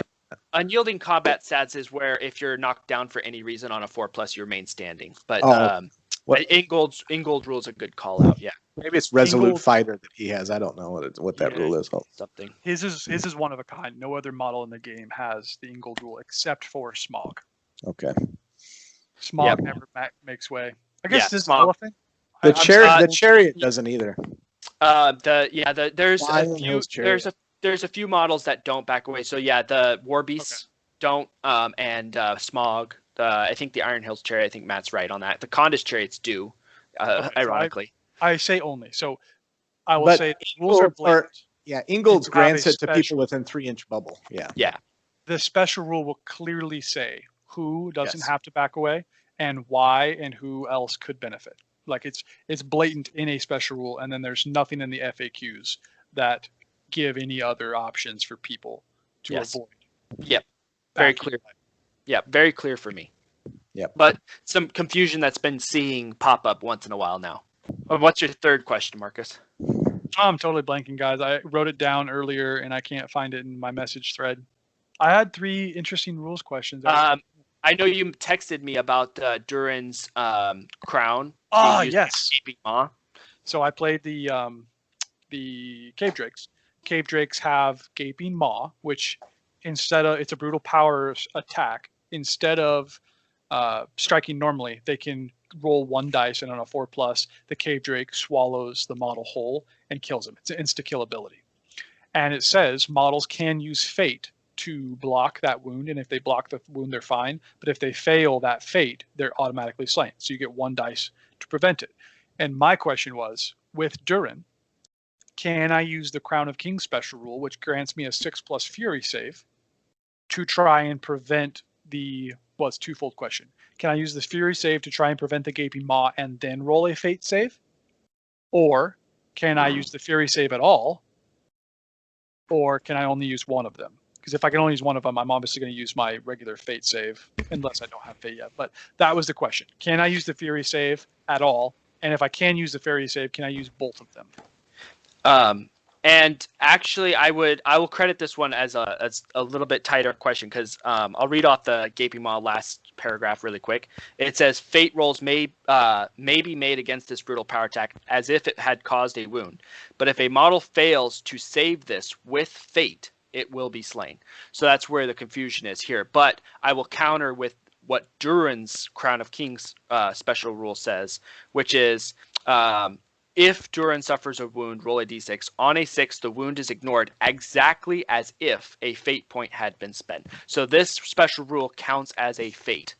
And says it's exactly as if a Fate. This is a Fate, essentially. So therefore, I would say it counters and meets the criteria for countering the Gaping Maw. And I would say you can use both with that verbiage. You start absolutely. with Fury. If you miss it, then you go to Fate. Yeah. Okay. So 2 rules to potentially avoid the Gaping Maw. Yes. Because same thing would happen is if you did this on like a Elrond or something. He has 3 Fate points plus a reroll to Fate. If he fails the first one, he would just move on to the second one because he's got extra Fate to save. He just needs 1 Fate point to save it. So same thing. And you can spend any number of Fate points to block a wound so long as you have Fate points remaining. Yeah, it says Fate rolls specifically. Fate rolls may be made. So it's rolls plural. Yep. Yeah. I like it. Interesting because again, the Elrond thing and the Elven lance that's not Elven made. I've never run into that before. Never played a Cave Drake before, so the Gaping Maw, as he's moving, I'm like reading the special rules to try and make sure I understand this. And I'm thinking through my head because Durin's getting dangerously close to a Cave Drake. Yes. And then obviously the backing away one is so critical because, as Matt said, you stand on top of the objective. That's points if you can block it or deny your enemy access to it. Yep. I have no rules questions, but I will leave you guys with a funny scenario because I always enjoy it when statistics do not play out. I won a game playing Dark Powers of Dol Guldur the other day, but in that game, in the second round, Legolas with his deadly shot used 3 might to put a wound on the Necromancer, which I thought was very silly waste of of 3 might, and proceeded to burn 14 will in order to pass a single Fate. Yes. It took you 14 dice rolls to get a 4+. Yes, which I think was a good use of 3 might. Oh my goodness. Oh, the odds of that happening. Staggering. Wow. Jeez. Was this a friendly game? Yes. Okay. How could it not be? At that point, it's just funny. I'm like, can I borrow one of your dice? No. No, your dice are doing just fine. Thank you. Oh, that's awesome. As good, Matt, as the time we had Sauron versus all those trolls in the Belrog, and he had, I think we were up to like 46 wound saves with his 2+ before I finally rolled a 1 to die. Sometimes it just goes. Wow. But Mitchell, thanks for walking us through these, man. Of course. Yeah, it's kind of interesting being the host, but I'll probably retire after this. Stressful. All right. Yeah, well, yeah. I have to actually pay attention now. I don't like it. No, I'm just kidding. That's been good fun. Pay attention with Matt talking about his dwarves that he's playing against elves. Those dwarves marching across the bridge, man, and shooting their bows. Ah, Deadly. You guys texting me while I'm talking doesn't help. Open mouth, insert foot. Yes. All right. Well, everybody, have a good one. We'll get the next episode probably out here pretty soon too, because we have another tournament coming up in North Carolina in February. So we'll have some few rolling out and another battle report, hopefully. But all right. Thanks, Matt. Thanks, Marcus. Thanks, everybody. Bye.